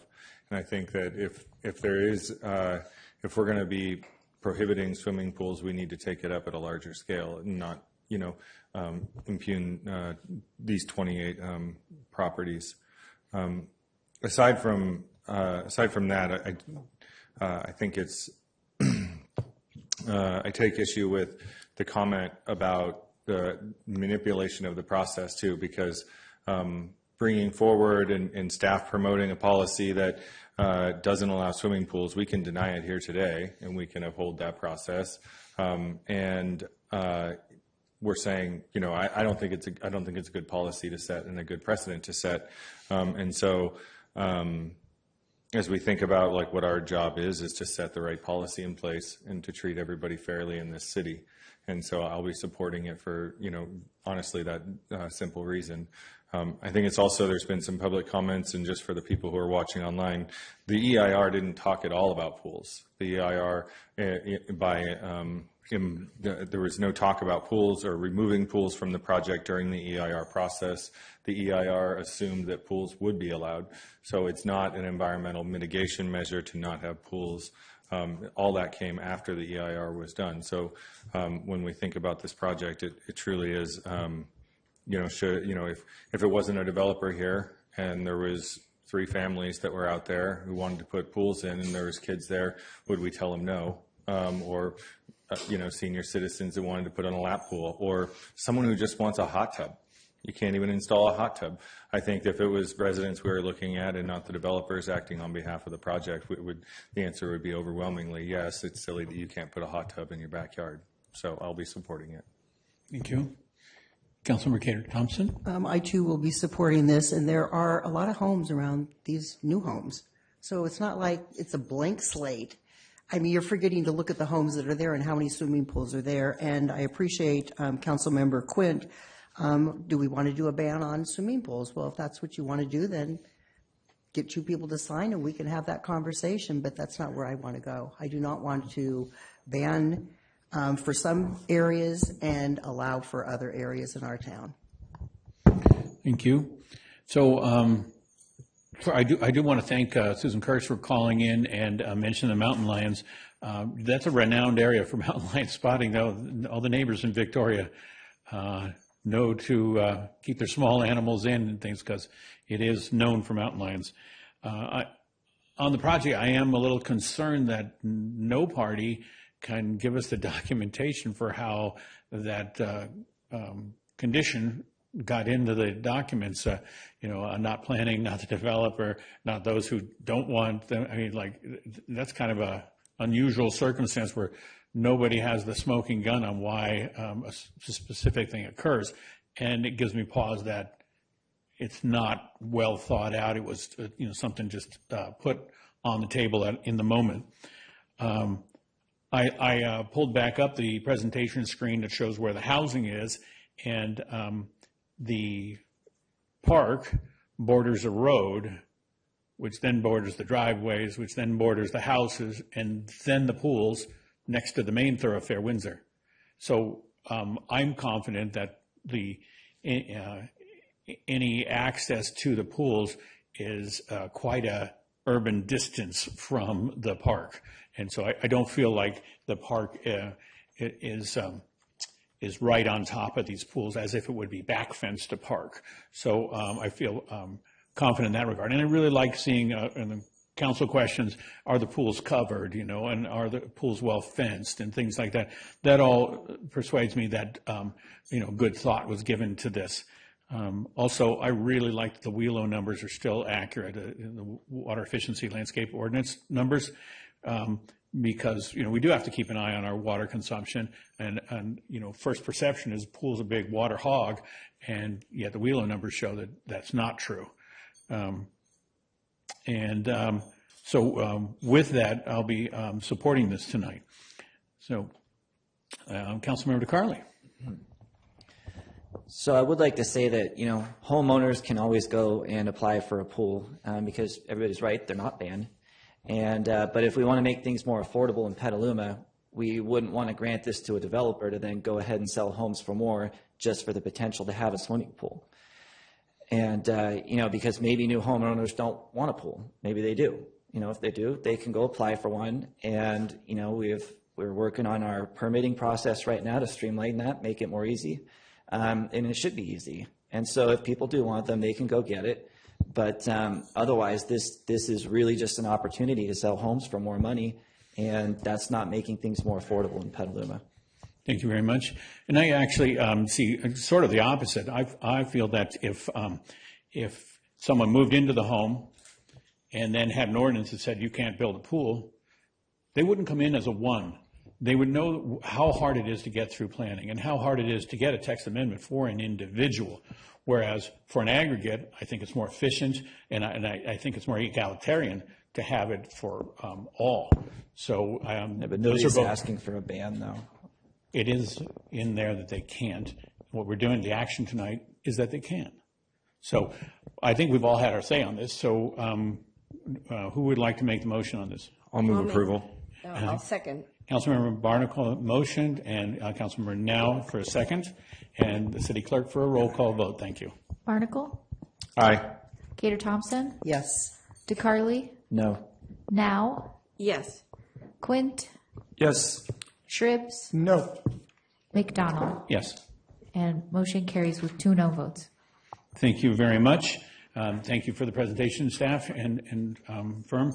And we move to item 6, which is to receive, review, and adopt a resolution approving fiscal year 25-26 annual military equipment use report pursuant to Chapter 8.03 of the Petaluma Municipal Code and the California Government Code, 7075.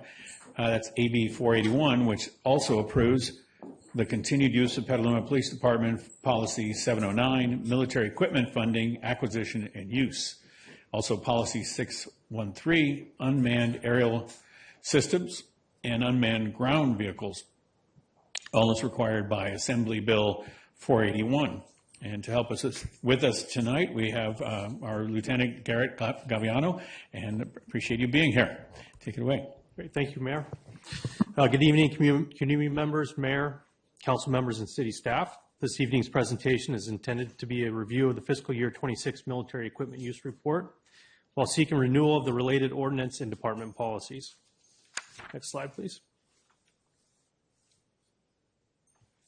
In September of 2021, the California legislature passed AB 41. The bill was an effort to increase transparency, accountability, and oversight on the acquisition and use of military equipment. The bill also sought to provide safeguards to protect the public's welfare, safety, civil rights, and liberties due to the misuse of this equipment. Among the bill's requirements was a publicly available annual report to the governing body, which is to include how the equipment was used, the use, maintenance, storage, and training costs, information about policy violations and related equipment, and the intention to acquire additional equipment in the coming year. Next slide, please.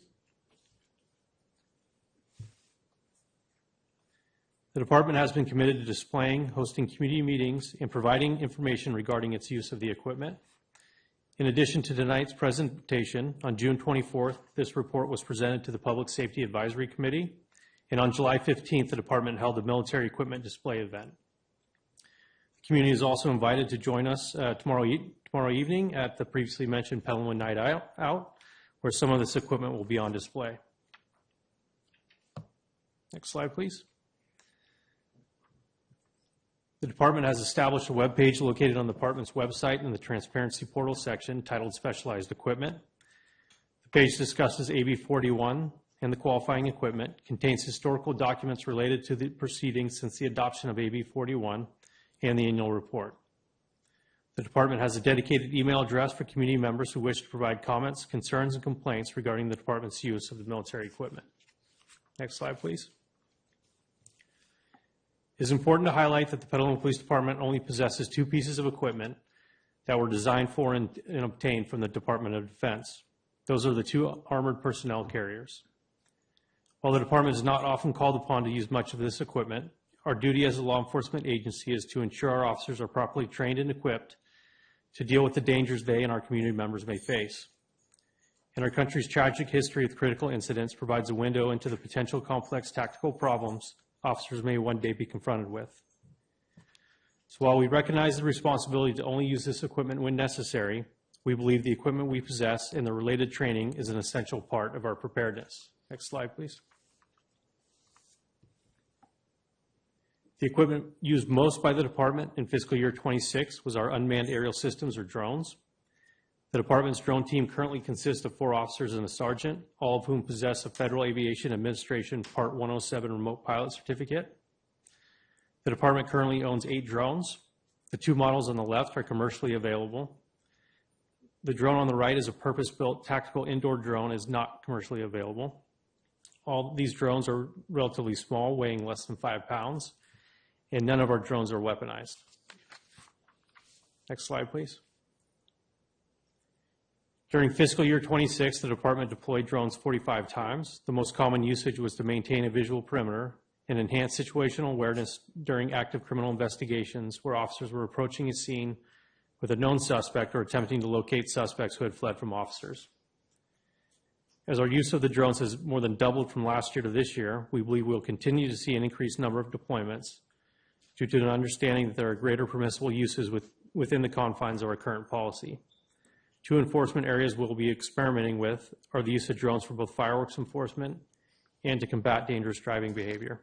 Next slide, please. There were no policy violations found or complaints related to the deployment or use of the equipment. And other than the replenishment of consumable equipment, the department is not seeking to purchase new equipment. Next slide, please. The department is asking City Council to make a finding that the military equipment listed in the policy is necessary because there is no cost-effective, reasonable alternative that can achieve the same objective of community and officer safety, and that the proposed military equipment use policy will safeguard the public's welfare, safety, civil rights, and civil liberties. The department is seeking City Council review and approval for the continued funding, acquisition, and use of all previously authorized military equipment and related policies 709 and 613. Next slide, please. And with that, we'd gladly accept any questions or comments you might have. Thank you very much. I appreciate the report. I appreciate the lack of need for deployment and usage of this equipment. Any questions of staff? Councilmember Shribs?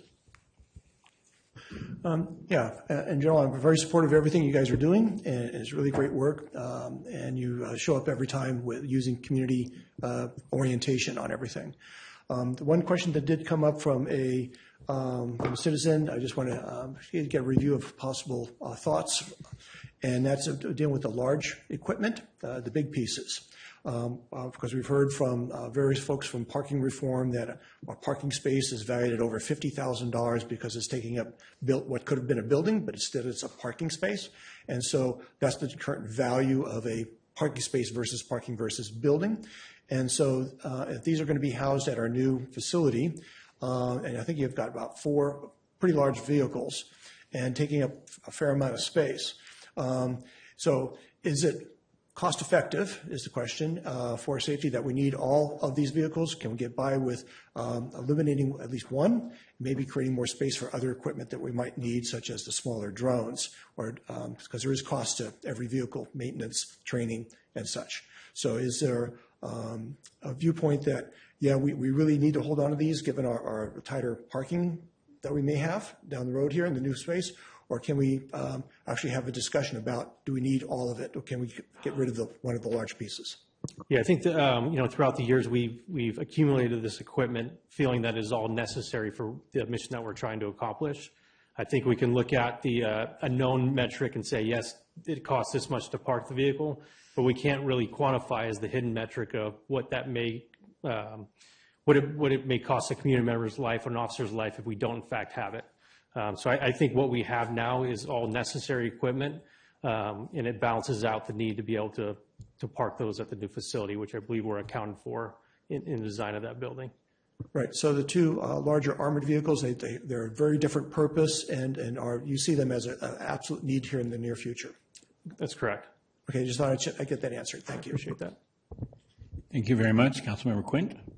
Yeah, just really more out of curiosity, did you use drones this year for fireworks patrol? And did you find it to be useful? Yeah, so the reporting period for this report ends obviously June 30th, so I didn't report on the drone usage, but we did in fact use drones or attempted to use drones for fireworks enforcement. I think we had 3 deployments.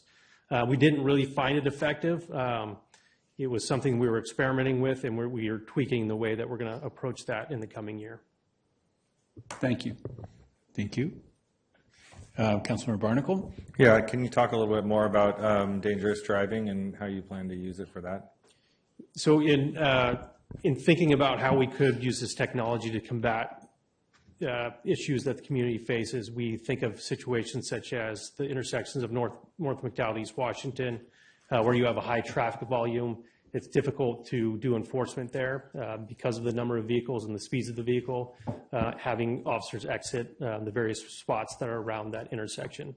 So the thought would be potentially having a drone up with an officer observer that could potentially spot violations, communicate with officers that are in spots that are easier to get out of to potentially stop violators. So that would be one example of potentially combating dangerous driving behavior. Thank you. I'll save my comments. Thanks. Vice Mayor?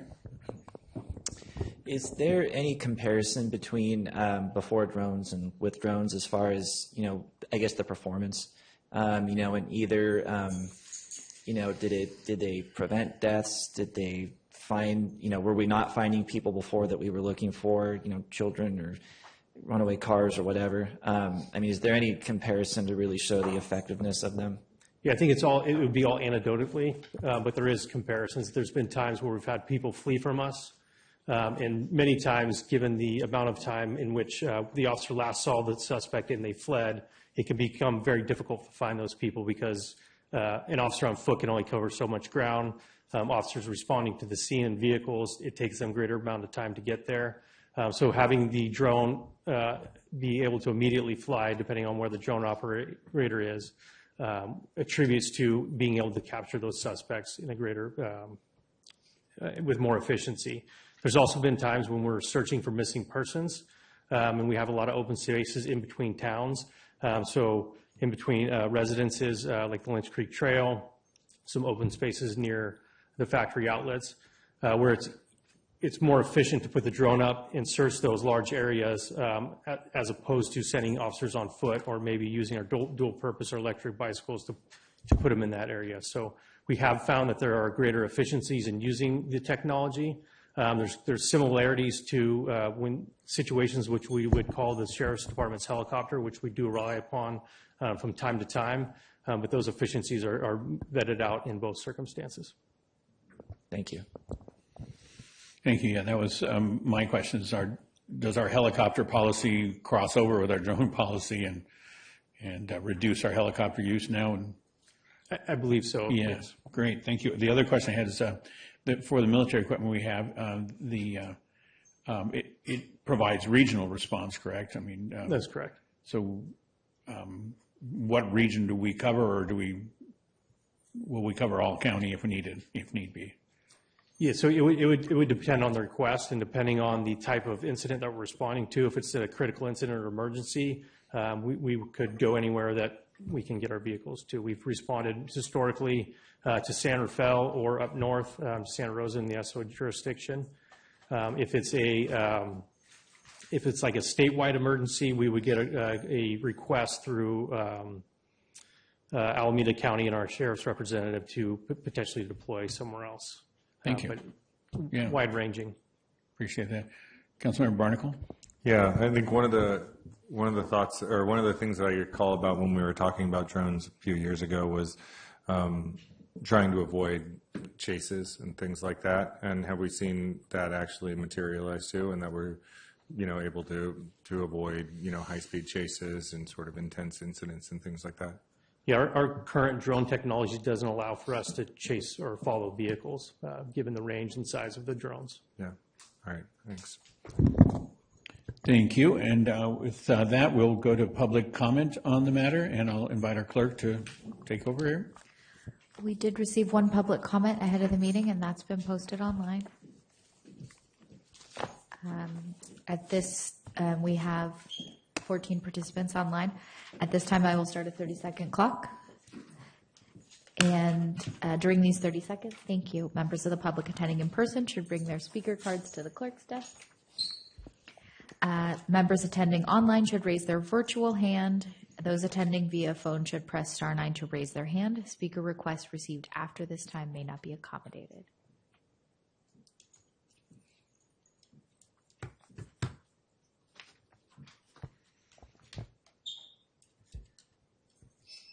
So we have 2 in-person cards, no Zoom. So Nina Zita would be our first speaker, to be followed by John Hanania.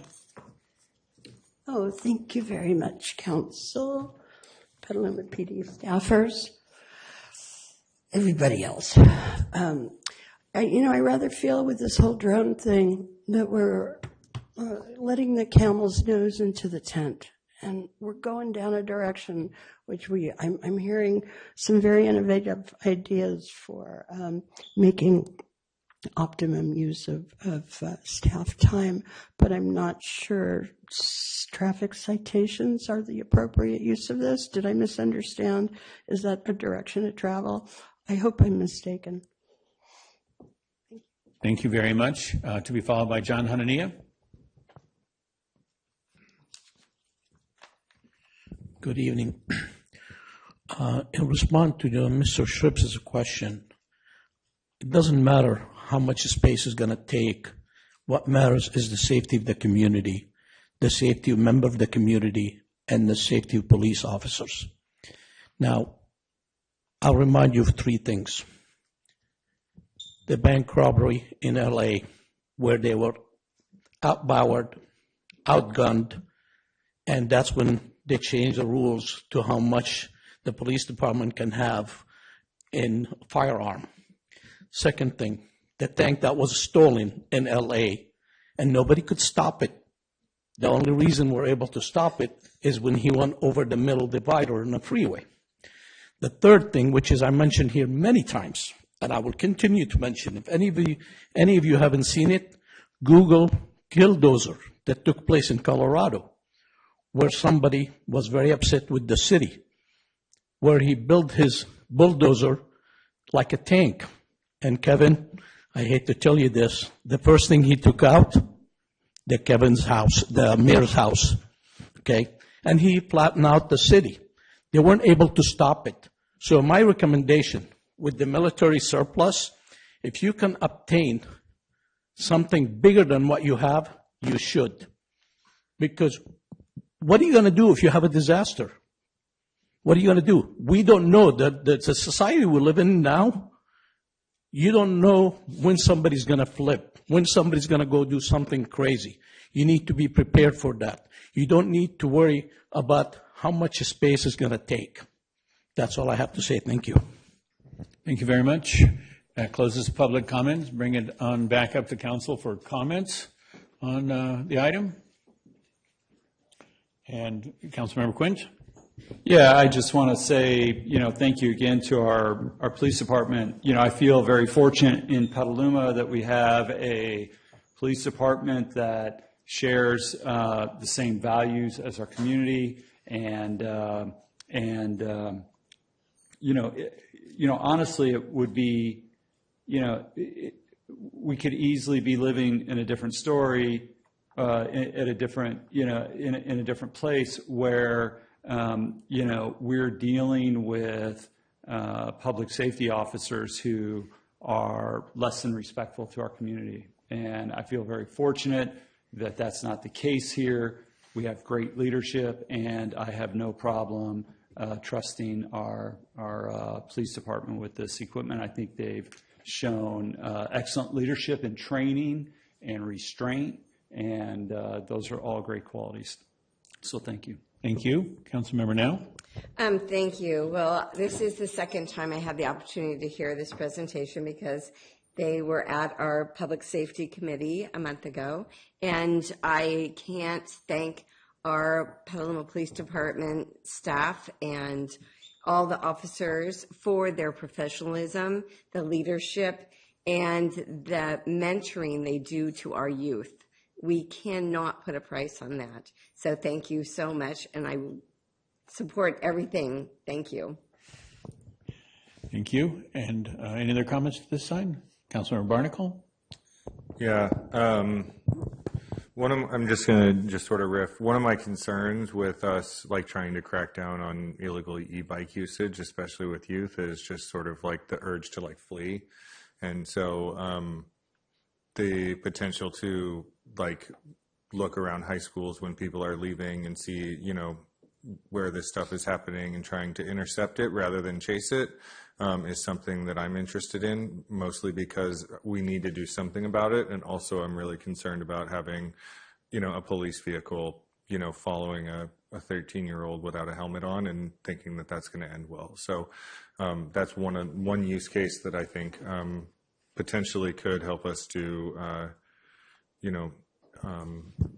address some of the safety issues we're dealing with without having to create more safety hazards. So that's it. If I can comment back on that real quickly, we have discussed utilizing drones for identification and driver behavior on e-mobility. What it would do is allow us to not pursue and potentially identify and follow up with later. Now, given that a lot of the offenders are juveniles, identification can become more difficult just by virtue of they don't have driver's license, they're not, regular, in our communities. But we have looked at and discussed what opportunities there are there. And as Lieutenant Glaviano said, we're evaluating the effectiveness of the drones in these different use models. So stay tuned. That is one of the areas that we do plan to evaluate. Thank you. Apologies for not introducing the Assistant Chief McGowan and now Chief Miller to the podium.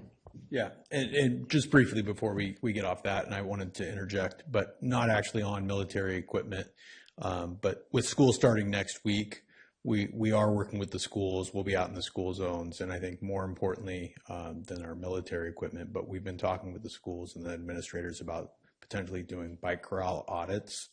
And so this is kind of more of a shameless plug on if you have an illegal e-motorcycle, don't bring it to school, or if you're a parent of a youth with a potentially prohibited e-motorcycle, keep it in the garage or give it to an adult who can legally ride it.